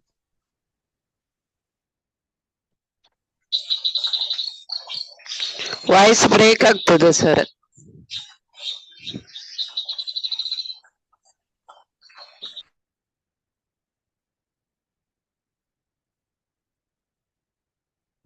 ಸೊ ಇವಾಗ ನನಗೊಂದು ಪ್ರಶ್ನೆ ನನ್ನ ಫಾಲೋವರ್ ಒಬ್ರು ಕೇಳಿರುವಂತದ್ದು, ಆ ಪ್ರಶ್ನೆ ನಾನು ನಿಮ್ ಮುಂದೆ ಇಡ್ತಾ ಇದ್ದೀನಿ.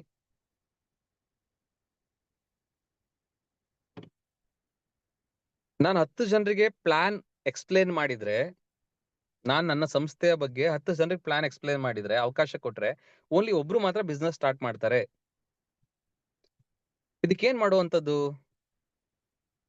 ತುಂಬಾ ಜನರಿಗೆ ನಾನು ಈ ಒಂದು ಅವಕಾಶವನ್ನ ಕೊಡ್ಬೇಕು, ತುಂಬಾ ಜನ ನನ್ನ ಬಿಸ್ನೆಸ್ ಅಕ್ಸೆಪ್ಟ್ ಮಾಡಬೇಕು ಅಂದ್ರೆ ಏನ್ ಮಾಡಬೇಕು ಅಂತೇಳಿ ಒಂದು ಪ್ರಶ್ನೆಯನ್ನ ಕೇಳಿರೋದು. ಈ ಲಾ ಆಫ್ ಆವರೇಜ್ ಪ್ರಕಾರ ಅವರೊಂದು ಇನ್ನೊಂದು ಪ್ರಶ್ನೆ ಕೇಳ್ತಾರೆ. 10 ಜನ ಕೇಳಿದ್ರೆ ಒಬ್ರು ಬಿಸ್ನೆಸ್ ಸ್ಟಾರ್ಟ್ ಮಾಡ್ತಾರೆ ಅಂದ್ರೆ 10 ಜನರಿಗೆ 10 ಜನರು ನಾನೊಂದಿಗೆ ಬಿಸ್ನೆಸ್ ಶುರು ಮಾಡ್ಬೇಕು ಅಂತಂದ್ರೆ ಏನ್ ಮಾಡ್ಬೇಕು ಅಂತ ಹೇಳಿ.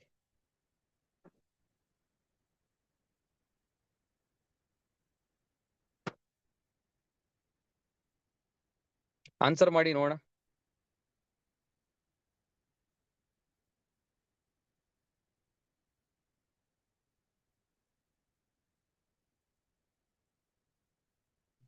Right answer is 100. ಕರೆಕ್ಟಾ?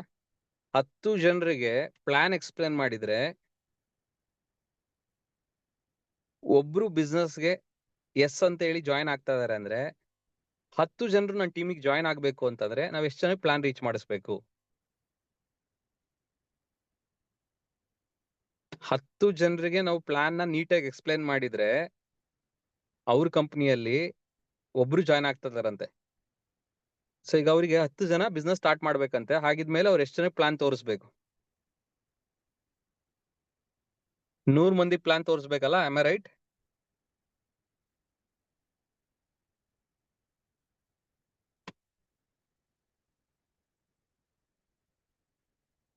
ಆಕ್ಚುಲಿ ಸ್ಲೈಡ್ ನಲ್ಲಿ ಮಿಸ್ಟೇಕ್ ಆಗಿದೆ. ಅದು 50 ಮಂದಿ ಪ್ಲಾನ್ ತೋರಿಸಿ 10 ಮಂದಿ ನಿಮ್ಮ ವ್ಯಾಪಾರ ಶುರು ಮಾಡ್ತಾರೆ ಅನ್ನೋದೇನಿದೆಯಲ್ಲ ಅದರಲ್ಲಿ ಮಿಸ್ಟೇಕ್ ಇದೆ. ಅದು 100 ಮಂದಿ ಅಂತ ಆಗ್ಬೇಕು. ಆ ಮಿಸ್ಟೇಕ್ ನ ಕರೆಕ್ಷನ್ ಮಾಡಿ ನಿಮಗೆ ನೋಟ್ಸ್ ನ ಕಳಿಸ್ತೀವಿ. ಸೊ ಈ ರೇಷಿಯೋ ಪ್ರಕಾರ ಈ ಇನ್ನೊಂದು ರೇಷಿಯೋ ಮಾತಾಡೋಣ. 10 ಜನಕ್ಕೆ ಇನ್ವೈಟ್ ಮಾಡಿದ್ರೆ 7 ಜನ ಬಂದು ಪ್ಲಾನ್ ಕೇಳ್ತಾರೆ. 7 ಜನ ಕೇಳಿದಂತ ಪ್ಲಾನ್ ನಲ್ಲಿ ಒಬ್ರು ಜಾಯ್ನ್ ಆಗ್ತಾರೆ ಅನ್ನೋ ರೇಷಿಯೋದ ಮೇಲೆ ನಾವು ನೋಡೋದಾದ್ರೆ, ಈಗ ಉದಾಹರಣೆಗೆ ಒಬ್ಬ ವ್ಯಕ್ತಿ ನಿಮ್ಮ ಸಂಸ್ಥೆಯಲ್ಲಿ ಒಂದು 10,000 ಕೊಟ್ಟು ಬಿಸ್ನೆಸ್ ನ ಸ್ಟಾರ್ಟ್ ಮಾಡಿದ್ರೆ ನಿಮ್ಗೆ 1,000 ರೂಪಾಯಿ ಆದಾಯ ಬರುತ್ತೆ ಅಂತ ಅನ್ಕೋಣ. ಕ್ಲಿಯರ್? ಒಂದು ಅಂದಾಜ್ ಅನ್ಕೊಳ್ಬೋದಾ? ಒಬ್ಬ ವ್ಯಕ್ತಿ ನಿಮ್ ಟೀಮ್ ನಲ್ಲಿ ಉದಾಹರಣೆಗೆ ಒಂದು ಬೈನರಿಯಲ್ಲಿ ನೀವು ಇದ್ದೀರಾ ಅಂತ ಅನ್ಕೊಳ್ಳಿ. ಲೆಫ್ಟ್ ಟೀಮ್ ಅಲ್ಲಿ ಒಂದು 10,000 ಬಿಸ್ನೆಸ್, ರೈಟ್ ಟೀಮ್ ಅಲ್ಲಿ ಒಂದು 10,000 ಬಿಸ್ನೆಸ್ ಬಂದ್ರೆ ನಿಮ್ಗೆ ಒಂದು 1000 ರೂಪೀಸ್ ಬೇಡ 500 ರೂಪೀಸ್ ಬರುತ್ತೆ ಅಂತ ಅನ್ಕೋಣ ಒಂದು ಬಿಸ್ನೆಸ್ಗೆ. ಅಲ್ಲ, ಒಂದು ಅಂದಾಜ್ ಕ್ಯಾಲ್ಕುಲೇಷನ್ ನಾನು ಹೇಳ್ತಿರೋದು. ಒಂದು 10,000 ರೂಪಾಯಿ ಬಿಸ್ನೆಸ್ ಬಂದ್ರೆ 1,000 ರೂಪಾಯಿ ಆದಾಯ ಇದೆ ಅಂತ ಅನ್ಕೊಳ್ಳಿ. ಕ್ಯಾಲ್ಕುಲೇಷನ್ ಪರ್ಪಸ್ ಇದನ್ನ ಮೆನ್ಷನ್ ಮಾಡಿರೋದು ನಾನು. ಸೊ ಅಲ್ಲಿಗೆ ಒಂದು ಪ್ರೆಸೆಂಟೇಶನ್ ಕೊಟ್ಟರು ಕೂಡ ನಿಮ್ಗೆ ಇನ್ಕಮ್ ಬರುತ್ತೆ ಅನ್ನೋ ಒಂದು ಪಾಯಿಂಟ್ ನ ನೀವು ಇಲ್ಲಿ ತಿಳ್ಕೊಳ್ಬೇಕು. ಆಕ್ಚುಲಿ ಇದು ವೆರಿ ಇಂಪಾರ್ಟೆಂಟ್ ಪಾಯಿಂಟ್. ಇದೊಂದು ಲಾಜಿಕ್ ನಮ್ಗೆ ಅರ್ಥ ಆಗ್ಬಿಟ್ರೆ ನಾವು ತುಂಬಾ ಸ್ಪೀಡ್ ಆಗಿ ಗ್ರೋ ಆಗ್ಲಿಕ್ಕೆ ಸಾಧ್ಯತೆ ಇದೆ ಸ್ನೇಹಿತರೆ. ನೋಡಿ, ಒಂದು ವ್ಯಕ್ತಿ ನಿಮ್ ಸಂಸ್ಥೆಯಲ್ಲಿ ಒಂದಿಷ್ಟು ಪ್ರಾಡಕ್ಟ್ಸ್ ನ ಪರ್ಚೇಸ್ ಮಾಡಿದ್ರೆ 1,000 ರೂಪಾಯಿ ಬರುತ್ತೆ ಅಂತ ಅನ್ಕೊಳ್ಳಿ. Let's assume 1000 rupees. ಓಕೆ, ಈಗ 10 ಜನಕ್ಕೆ ಇನ್ವೈಟ್ ಮಾಡಿರೋದಕ್ಕೆಲ್ಲ 7 ಜನ ಬಂದು ಪ್ಲಾನ್ ಕೇಳಿರೋದು, 7 ಜನ ಬಂದು ಪ್ಲಾನ್ ಕೇಳಿರೋದಕ್ಕೆಲ್ಲ ಒಬ್ರು ಜಾಯ್ನಿಂಗ್ ಆಗಿರುವಂತದ್ದು. Am I right? As per the 10:7:1 ratio 10 ಜನಕ್ಕೆ ಇನ್ವಿಟೇಷನ್ ಮಾಡಿರೋದಕ್ಕೆ 7 ಜನ ಬಂದು ಪ್ಲಾನ್ ಕೇಳಿರೋದು, 7 ಜನ ಬಂದು ಪ್ಲಾನ್ ಕೇಳಿರೋದಕ್ಕೆ ಒಬ್ರು ಜಾಯ್ನಿಂಗ್ ಆಗಿರುವಂತದ್ದು. ಅಂದ್ರೆ ಒಬ್ಬ ವ್ಯಕ್ತಿ ಜಾಯ್ನಿಂಗ್ ಆದ್ರೆ ನಿಮ್ಗೆ 1,000 ರೂಪಾಯಿ ಬರುತ್ತೆ ಅಂತಂದ್ರೆ 7 ಜನಕ್ಕೆ ಪ್ಲಾನ್ ಕೊಟ್ಟಿರೋದಕ್ಕೆ ಅಲ್ಲ ಒಬ್ರು ಜಾಯ್ನಿಂಗ್ ಆಗಿರೋದು. ಅಂದ್ರೆ ಎವ್ರಿ ಇಂಡಿವಿಜುವಲ್ ಪ್ರೆಸೆಂಟೇಷನ್ಗೂ ಕೂಡ ನಿಮ್ಗೆ ಇನ್ಕಮ್ ಬರುತ್ತೆ ಅನ್ನೋ ಒಂದು ಪಾಯಿಂಟ್ ಅನ್ನ ಇಲ್ಲಿ ಅರ್ಥ ಮಾಡಿಸ್ತಾ ಇದ್ದೀನಿ. ಎವ್ರಿ ಇಂಡಿವಿಜುವಲ್ ಇನ್ವಿಟೇಷನ್ಗೂ ಕೂಡ ನಿಮ್ಗೆ ದುಡ್ಡು ಬರುತ್ತೆ ಅನ್ನೋದನ್ನ ಅರ್ಥ ಮಾಡಿಸುವಂತ ಪ್ರಯತ್ನ ಮಾಡ್ತಾ ಇದ್ದೀನಿ. ಎವ್ರಿ ಇಂಡಿವಿಜುವಲ್ ಇನ್ವಿಟೇಷನ್ ನಿಮ್ಗೆ ದುಡ್ಡು ಬರುತ್ತೆ, ಎವ್ರಿ ಇಂಡಿವಿಜುವಲ್ ಪ್ರೆಸೆಂಟೇಷನ್ ಕೂಡ ನಿಮ್ಗೆ ದುಡ್ಡು ಬರುತ್ತೆ. ಓನ್ಲಿ ನಿಮಗೆ ಬಿಸ್ನೆಸ್ ಆದ್ರೆ ಮಾತ್ರ ನಿಮ್ಗೆ ಇನ್ಕಮ್ ಬರಲ್ಲ. ಪ್ರಾಕ್ಟಿಕಲ್ ಆಗಿ ನಾವು ನೋಡೋದಾದ್ರೆ, are you agree with me? ಈ ಪಾಯಿಂಟ್ ಎಷ್ಟು ಜನಕ್ಕೆ ಅರ್ಥ ಆಯ್ತು?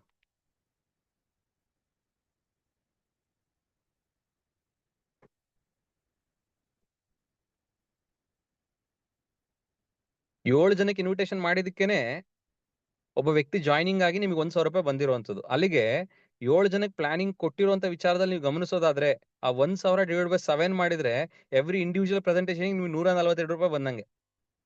10 ಜನಕ್ಕೆ ಇನ್ವೈಟ್ ಮಾಡಿದ್ದಕ್ಕೆ 7 ಜನ ಬಂದು ಪ್ಲಾನ್ ಕೇಳಿದ್ದು, 7 ಜನ ಬಂದು ಪ್ಲಾನ್ ಕೇಳಿದಕ್ಕೆ ಒಬ್ರು ಜಾಯ್ನಿಂಗ್ ಆಗಿದ್ದು, ಅದರಿಂದ ನಿಮ್ಗೆ 1,000 ರೂಪಾಯಿ ಇನ್ಕಮ್ ಬಂದಿದ್ದು.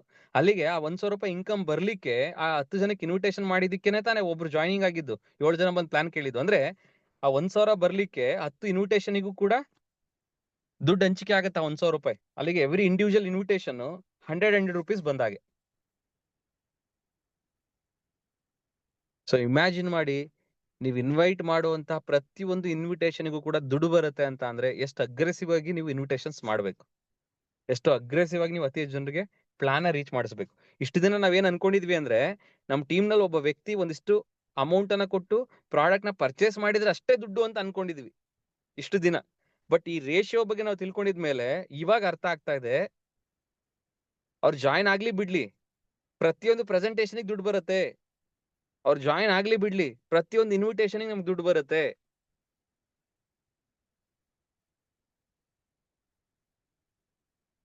ಇದನ್ನ ನಿಮ್ಗೆ ಇನ್ನೊಂದು ರೂಪದಲ್ಲಿ ಇನ್ನೊಂದು ಎಕ್ಸಾಂಪಲ್ ಕೊಟ್ರೆ ತುಂಬಾ ಚೆನ್ನಾಗಿ ಅರ್ಥ ಆಗತ್ತೆ. ಕ್ಲಿಯರ್?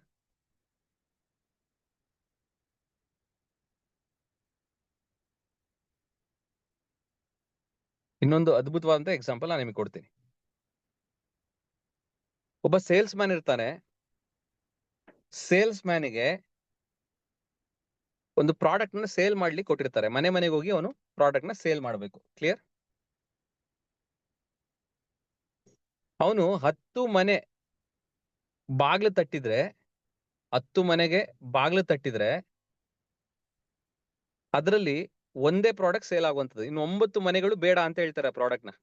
ಓಕೆ, ಅವನ ಲಾ ಆಫ್ ಆವರೇಜ್ ಪ್ರಕಾರ 10 ಮನೆಗೆ ಬಾಗ್ಲು ತಟ್ಟಿದ್ರೆ ಅದರಲ್ಲಿ ಈ ಪ್ರಾಡಕ್ಟ್ ಬೇಕು ಅಂತ ಹೇಳಿ ತಗೊಳ್ತಿರೋರು ಒಬ್ರೇ ಅಂತ ಅವನ ಲೆಕ್ಕಾಚಾರ. ಅವನ ಅನುಭವದ ಪ್ರಕಾರ 10 ಮನೆ ಬಾಗ್ಲು ತಟ್ಟಿದ್ರೆ ಒಂದು ಕಸ್ಟಮರ್ ಕ್ರಿಯೇಟ್ ಆಗ್ತಾ ಇದಾರೆ ಅಂತ ಹೇಳಿ. ಒಂದಂತೂ ಹಾಗೆ ಆಗ್ತಾರೆ. ಮೋರ್ ದನ್ ಒನ್ ಅದು ಅವ್ನ ಲಕ್ ಅಂತ ಅನ್ಕೊಳ್ಳಿ. Just imagine. ಸೊ ಅಲ್ಲಿಗೆ 10 ಮನೆ ಬಾಗ್ಲು ತಟ್ಟಿದ್ರೆ ಅವನಿಗೆ ಒಂದು ಪ್ರಾಡಕ್ಟ್ ಸೇಲ್ ಆಗುತ್ತೆ. ಆ ಒಂದು ಪ್ರಾಡಕ್ಟ್ ಇಂದ ಅವನಿಗೆ 100 ರೂಪಾಯಿ ಲಾಭ ಅಂತ ಅನ್ಕೊಳ್ಳಿ. ಇವಾಗ ಹೇಳಿ, 10 ಮನೆ ಬಾಗ್ಲು ತಟ್ಟಿದಕ್ಕೆ ಅಲ್ಲ ಆ ಒಂದು ಪ್ರಾಡಕ್ಟ್ ಸೇಲ್ ಆಗಿದ್ದು. Am I right? ಒಂದ್ಸಲ ಎಲ್ಲರನ್ನು ಅನ್ಮ್ಯೂಟ್ ಮಾಡ್ತೀನಿ, ಕರೆಕ್ಟ್ ಆಗಿ ನನ್ನ ಪ್ರಶ್ನೆಗೆ ಆನ್ಸರ್ ಮಾಡಿ. 10 ಮನೆ ಬಾಗ್ಲು ತಟ್ಟಿದಕ್ಕೆ ಅಲ್ಲ ಅವನಿಗೆ ಒಂದು ಪ್ರಾಡಕ್ಟ್ ಸೇಲ್ ಆಗಿದ್ದು. Yes, sir. Yes, sir. Yes, sir. ಆ 10 ಮನೆ ಬಾಗ್ಲು ತಟ್ಲಿಲ್ಲ ಅಂತ ಅಂದಿದ್ರೆ Yes, sir. Yes. ಅವನಿಗೆ ಆ ಒಂದು ಪ್ರಾಡಕ್ಟ್ ಸೇಲ್ ಆಗ್ತಿರ್ಲಿಲ್ಲ. Am I right? Chat box ನಲ್ಲಿ ಆನ್ಸರ್ ಮಾಡಿ. 10 ಮನೆ ಬಾಗ್ಲು ತಟ್ಟಿದಕ್ಕೆ ಅಲ್ಲ ಒಂದು ಪ್ರಾಡಕ್ಟ್ ಸೇಲ್ ಆಗಿದ್ದು. ಆ ಒಂದು ಪ್ರಾಡಕ್ಟ್ ಸೇಲ್ ಆಗಿದ್ದಕ್ಕೆ ಅಲ್ಲ ಅವನಿಗೆ 100 ರೂಪಾಯಿ ಬಂದಿದ್ದು. ಈಗ ಅವನೊಂದು ಲಾಜಿಕ್ ನ ಅರ್ಥ ಮಾಡ್ಕೊಳ್ತಾನೆ. ಏನ್ ಲಾಜಿಕ್ ಅರ್ಥ ಮಾಡ್ಕೊಳ್ತಾನಂದ್ರೆ, ಒಂದ್ ಮನೆ ಬಾಗ್ಲು ತಟ್ಟಿದ್ರೆ 10 ರೂಪಾಯಿ ಸಿಗುತ್ತೆ ಅಂತ ಹೇಳಿ. ಒಂದ್ ಮನೆಯನ್ನ ಬಾಗ್ಲು ತಟ್ಟಿದ್ರೆ ಎಷ್ಟು ಸಿಗುತ್ತೆ ಅವನಿಗೆ ಲಾಜಿಕ್ ಪ್ರಕಾರ? ಜಸ್ಟ್ ಒಂದ್ ಮನೆ ಬಾಗ್ಲು ತಟ್ಟಿದ್ರೆ ಸಾಕು 10 ರೂಪಾಯಿ ಸಿಗತ್ತೆ.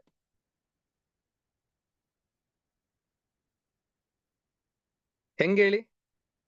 10 ಮನೆ ಬಾಗ್ಲು ತಟ್ಟಿದ್ರೆ ಅಲ್ಲ ಒಂದು ಪ್ರಾಡಕ್ಟ್ ಸೇಲ್ ಆಗೋದು. ಆ ಒಂದು ಪ್ರಾಡಕ್ಟ್ ಸೇಲ್ ಆದ್ರೆ ಅಲ್ಲ ಅವ್ನಿಗೆ 100 ರೂಪಾಯಿ ಬರುವಂತದ್ದು. ಆ ಲಾಜಿಕ್ ಮೇಲೆ ಎವ್ರಿ ಇಂಡಿವಿಜುವಲ್ ಮನೆಯನ್ನ ನಾಕ್ ಮಾಡೋದ್ರಿಂದ ಅವ್ನಿಗೆ 10 ರೂಪೀಸ್ ಸಿಗುತ್ತೆ ಅಂತ ಹೇಳಿ ಅವನು ಒಂದು ಕ್ಯಾಲ್ಕುಲೇಷನ್ ಬಂದ್ಬಿಡ್ತಾನೆ. ಇದೊಂದು ಅರ್ಥ ಮಾಡ್ಕೊಂಡ್ಬಿಟ್ರೆ ದಿನಕ್ಕೆ ಎಷ್ಟು ಮನೆ ಬಾಗ್ಲು ತಟ್ತೀಯೋ ಅಷ್ಟು ಇನ್ಕಮ್. 100 ಮನೆ ಬಾಗ್ಲು ತಟ್ಟಿದ್ರೆ 100 × 10 ರೂಪಾಯಿ 1000 ರೂಪಾಯಿ. 1000 ಮನೆ ಬಾಗ್ಲು ತಟ್ಟಿದ್ರೆ 1000 × 10 10,000 ರೂಪಾಯಿ. ಸೊ ಎಷ್ಟು ಮನೆ ಬಾಗ್ಲು ತಟ್ತೀರಾ ಅನ್ನೋದು ಈಗ ನಿಮ್ಮ ಮೇಲೆ ಡಿಪೆಂಡ್ ಆಗತ್ತೆ, ನಿಮಗ್ ಬಿಟ್ಟಂಗ ಆಗತ್ತೆ. ಸೇಮ್ ಲಾಜಿಕ್ ಇಲ್ಲೂ ಬರುತ್ತೆ ನೆಟ್ವರ್ಕ್ ಮಾರ್ಕೆಟಿಂಗ್ ಅಲ್ಲಿ. ಎವ್ರಿ ಇನ್ವಿಟೇಷನ್ ಗೆ ದುಡ್ಡಿದೆ ಅಂತ ಅಂದ್ಮೇಲೆ ಡೈಲಿ ಎಷ್ಟು ಇನ್ವಿಟೇಷನ್ಸ್ ಮಾಡ್ತೀರಾ ಅನ್ನೋದು ನಿಮಗ್ ಬಿಟ್ಟಿದೆ. ಎವ್ರಿ ಪ್ರೆಸೆಂಟೇಷನ್ ಗೆ ನಿಮ್ಗೆ ದುಡ್ಡು ಬರುತ್ತೆ ಅಂತಂದ್ರೆ ಇಷ್ಟು ಪ್ರೆಸೆಂಟೇಷನ್ಸ್ ಮಾಡ್ತೀರಾ ಅನ್ನೋದು ನಿಮಗ್ ಬಿಟ್ಟಿದೆ. ಕ್ಲಿಯರ್? ಸೊ ಒಂದಂತೂ ಈಗ ಅರ್ಥ ಆಯ್ತು. ಎವ್ರಿ ಇಂಡಿವಿಜುವಲ್ ಇನ್ವಿಟೇಷನ್ ಗೆ ದುಡ್ಡು ಬರುತ್ತೆ, ಎವ್ರಿ ಇಂಡಿವಿಜುವಲ್ ಪ್ರೆಸೆಂಟೇಷನ್ ಗೆ ದುಡ್ಡು ಬರುತ್ತೆ. ಎವ್ರಿ ಇಂಡಿವಿಜುವಲ್ ಇನ್ವಿಟೇಷನ್ ಗೆ ಎಷ್ಟು ದುಡ್ಡು ಬರುತ್ತೆ ಅನ್ನೋದು ಕಂಪನಿಯಿಂದ ಕಂಪನಿಗೆ ವ್ಯತ್ಯಾಸ ಆಗುತ್ತೆ. ಎವ್ರಿ ಇಂಡಿವಿಜುವಲ್ ಪ್ರೆಸೆಂಟೇಷನ್ ಗೆ ದುಡ್ಡು ಬರುತ್ತೆ ಅನ್ನುವಂಥದ್ದು ಕಂಪನಿಯಿಂದ ಕಂಪನಿಗೆ ಎಷ್ಟು ಬರುತ್ತೆ ಅನ್ನೋದು ಕಂಪನಿಯಿಂದ ಕಂಪನಿಗೆ ಡಿಫರ್ ಆಗುತ್ತೆ. ನಿಮ್ ಕಂಪನಿಗಳಲ್ಲಿ ಎವ್ರಿ ಇಂಡಿವಿಜುವಲ್ ಪ್ರೆಸೆಂಟೇಷನ್ ಗೆ ಎಷ್ಟು ದುಡ್ಡು ಬರುತ್ತೆ, ಎವ್ರಿ ಇಂಡಿವಿಜುವಲ್ ಇನ್ವಿಟೇಷನ್ ಗೆ ಎಷ್ಟು ದುಡ್ಡು ಬರುತ್ತೆ ಅನ್ನೋದನ್ನ ಕ್ಯಾಲ್ಕುಲೇಷನ್ ನೀವು ಮನೆಗೆ ಹೋಗಿ ಮಾಡಿ. ಕ್ಲಿಯರ್?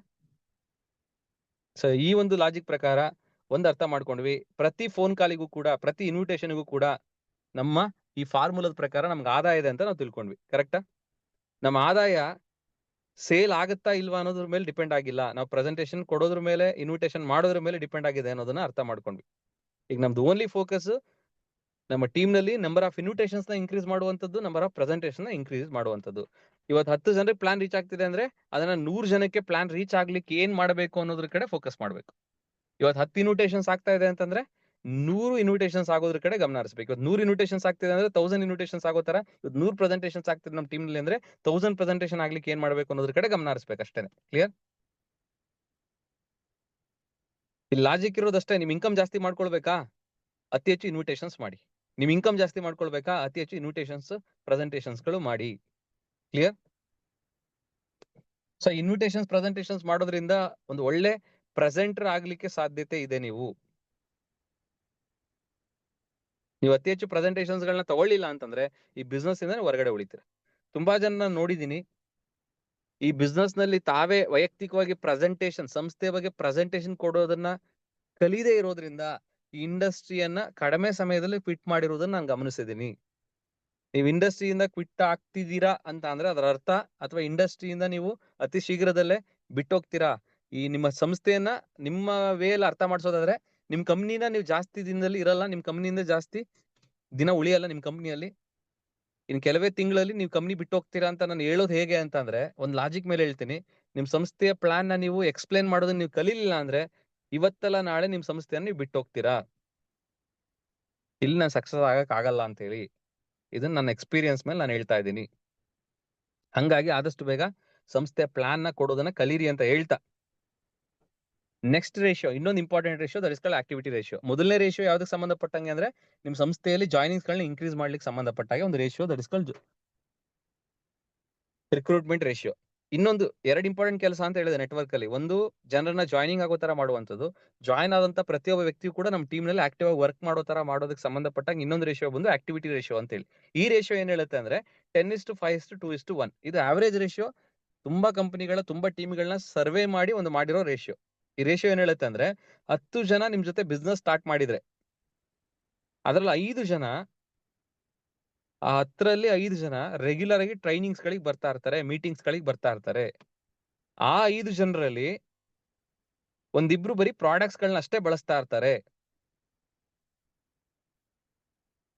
ಇನ್ನ ಆ 5 ಜನ ಏನ್ ಟ್ರೈನಿಂಗ್ಸ್ ಬರ್ತಿರ್ತಾರಲ್ಲ, ಅದ್ರಲ್ಲಿ ಒಬ್ರು ಸೀರಿಯಸ್ ಆಗಿ ನಿಮ್ ಜೊತೆ ಬಿಸ್ನೆಸ್ ನ ಬಿಲ್ಡ್ ಮಾಡ್ತಾರೆ ಅಂತ ಹೇಳಿ ಒಂದು ಆವರೇಜ್ ಫಾರ್ಮುಲಾ ಹೇಳ್ತಾ ಇದೆ ಸರ್ವೆ ಮಾಡಿರೋ ಪ್ರಕಾರ. ಅಂದ್ರೆ ಇದ್ರ ಲಾಜಿಕ್ ಏನ್ ಗೊತ್ತಾ? ಲಾಜಿಕ್ ಇಷ್ಟೇ, 10 ಜನ ನಿಮ್ ಟೀಮ್ ನಲ್ಲಿ ಜಾಯ್ನ್ ಆದ್ರೆ ನಿಮ್ ತರ ಸೀರಿಯಸ್ ಆಗಿ ವರ್ಕ್ ಮಾಡೋರು ಒಬ್ರು ಉಳಿತಾರೆ ಅಂತ ಹೇಳಿ ಅರ್ಥ. ಲಾಜಿಕಲಿ ಅರ್ಥ ಮಾಡ್ಕೊಳ್ಳೋದಾದ್ರೆ, ಸೊ ನಿಮ್ ತರ ಸೀರಿಯಸ್ ಆಗಿ ಒಬ್ರನ್ನ ನಿಮ್ ಟೀಮ್ ನಲ್ಲಿ ನೋಡ್ಬೇಕು ಅಂದ್ರೆ, ನಿಮ್ ಟೀಮ್ ನಲ್ಲಿ 10 ಜನ ಹೊಸಬ್ರು ಬಂದಿರ್ಬೇಕು. 10 ಜನರಲ್ಲಿ ಒಬ್ರು ಸೀರಿಯಸ್ ಆಗಿ ನಿಮ್ ತರ ಬಿಸ್ನೆಸ್ ನ ಬಿಲ್ಡ್ ಮಾಡ್ತಾರೆ. ಸೊ ಈಗ ನಿಮ್ ತರ ಸೀರಿಯಸ್ ಆಗಿರೋರ ಸಂಖ್ಯೆನ ನೀವು ಇನ್ಕ್ರೀಸ್ ಮಾಡ್ಕೊಳ್ಬೇಕಾ? ಇವಾಗ ಹೇಳಿ, ಈ ಲಾಜಿಕ್ ನ ಅರ್ಥ ಮಾಡ್ಕೊಂಡಿದ್ರೆ. ನನ್ನ ಪ್ರಶ್ನೆಗೆ ಆನ್ಸರ್ ಮಾಡಿ, ಅನ್ಮ್ಯೂಟ್ ಮಾಡಿದೀನಿ. ನಿಮ್ ತರ ಸೀರಿಯಸ್ ಆಗಿ ನಿಮ್ ಕಂಪ್ನಿಯಲ್ಲಿ ವರ್ಕ್ ಮಾಡೋರ್ ಸಂಖ್ಯೆ ಇನ್ಕ್ರೀಸ್ ಆಗ್ಬೇಕಾ? Yes, sir. Yes, sir. Yes, sir. Yes, sir. Logic ಇಷ್ಟೇ, ನಿಮ್ ತರ ಒಬ್ರು ಸಿಗ್ಲಿಕ್ಕೆ ಸಾಧ್ಯತೆ ಇದೆ 10 ಜನ ನಿಮ್ ಟೀಮ್ ನಲ್ಲಿ ಜಾಯ್ನ್ ಆದ್ರೆ. ಈಗ ಆನ್ಸರ್ ಮಾಡಿ, ಈ ಲಾಜಿಕ್ ಅರ್ಥ ಆಗಿದ್ರೆ, ನಿಮ್ ತರ ಸೀರಿಯಸ್ ಆಗಿ ವರ್ಕ್ ಮಾಡೋರು ಒಂದು 10 ಜನ ಸಿಗಬೇಕು ಅಂತ ಅಂದ್ರೆ ನಿಮ್ ಟೀಮ್ ನಲ್ಲಿ ಹೊಸದಾಗಿ ಎಷ್ಟು ಜನ ಜಾಯ್ನ್ ಆಗ್ಬೇಕು ನೋಡೋಣ. ಈ ಲಾಜಿಕ್ ಅರ್ಥ ಆಗಿದ್ರೆ ನಿಮ್ ಆನ್ಸರ್ ರೈಟ್ ಇರುತ್ತೆ ಚಾಟ್ ಬಾಕ್ಸ್ ನಲ್ಲಿ. Very good Radha madam, right answer is 100. ಈಗ ನಿಮ್ ತರ ಸೀರಿಯಸ್ ಆಗಿ ವರ್ಕ್ ಮಾಡೋರು ಒಂದು 10 ಜನ ಸಿಗಬೇಕು ಅಂದ್ರೆ ಹೊಸದಾಗಿ 100 ಮೆಂಬರ್ಸ್ ಜಾಯ್ನ್ ಆಗ್ಬೇಕು. ಯಾಕೆ ಹೇಳಿ? 10 ಜನ ಜಾಯ್ನ್ ಆದ್ರೆ ನಿಮ್ ತರ ಸೀರಿಯಸ್ ಆಗಿ ಒಬ್ರು ಸಿಗ್ತಾರೆ ಅಂತ ಹೇಳ್ತಾ ಇದಾರೆ.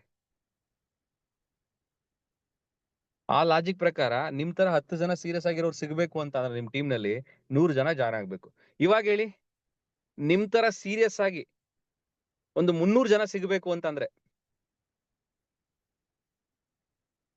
300 ಜನ ಸಿಗ್ಬೇಕು ಅಂತಂದ್ರೆ ಎಷ್ಟು ಜಾಯ್ನಿಂಗ್ಸ್ ಆಗ್ಬೇಕು?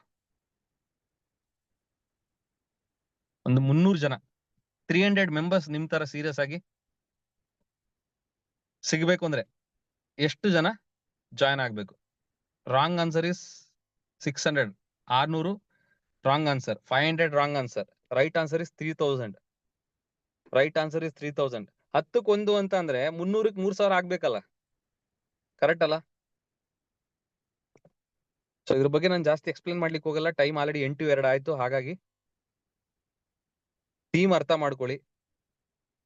ನಮ್ಮ ರೇಷಿಯೋ ಮತ್ತೆ ನಮ್ಮ ನಂಬರ್ಸ್ ಗಳನ್ನ ಫಸ್ಟ್ ನಾವು ತಿಳ್ಕೊಳ್ಬೇಕು ಅಂಡ್ ಅದನ್ನ ಇಂಪ್ರೂವ್ಮೆಂಟ್ ಮಾಡ್ಕೊಳ್ಬೇಕು. ಇವೆರಡೇ ಲಾಜಿಕ್ ಇರುವಂತದ್ದು. ನಮ್ಮ ರೇಷಿಯೋವನ್ನ ಮತ್ತೆ ನಮ್ಮ ನಂಬರ್ಸ್ ನ ತಿಳ್ಕೊಳ್ಬೇಕು, ಅದನ್ನ ಇಂಪ್ರೂವ್ಮೆಂಟ್ ಮಾಡ್ಕೊಳ್ಬೇಕು. ಸೊ ಒಮ್ಮೆ ನಾವು ನಮ್ಮ ರೇಷಿಯೋ ಪ್ರಕಾರ ಕೆಲಸ ಸ್ಟಾರ್ಟ್ ಮಾಡಿದ್ದೆ ಆಯ್ತು ಅಂತಂದ್ರೆ, ನಮ್ಮ ನೆಕ್ಸ್ಟ್ ಇಂಟೆಲಿಜೆಂಟ್ ಮೂವ್ ಏನು ಅಂತಂದ್ರೆ, ನಮ್ಮ ನಂಬರ್ಸ್ ನ ಮತ್ತೆ ನಮ್ಮ ರೇಷಿಯೋಸ್ ನ ಇಂಪ್ರೂವ್ಮೆಂಟ್ ಮಾಡ್ಕೊಳ್ಳುವಂಥದ್ದು. ಇಂಪ್ರೂವ್ಮೆಂಟ್ ಮಾಡ್ಕೊಳ್ಳುವಂಥದ್ದು ಅಂತ ಹೇಳ್ತಾ, ಇದಾಗಿತ್ತು ಇವತ್ತಿನ ಕಾರ್ಯಕ್ರಮ. ಇಂಥ ಒಂದು ಕಾರ್ಯಕ್ರಮದಲ್ಲಿ ನೀವೆಲ್ಲರೂ ಕೂಡ ಭಾಗವಹಿಸಿದ್ದೀರಾ. ಇಂಥ ಒಂದು ಸ್ಪೆಷಲ್ ಡೇ ದಿನ. ಒನ್ಸ್ ಅಗೇನ್ ನಿಮ್ಮೆಲ್ಲರೂ ಕೂಡ ಸ್ವತಂತ್ರ ದಿನದ ಶುಭಾಶಯಗಳು.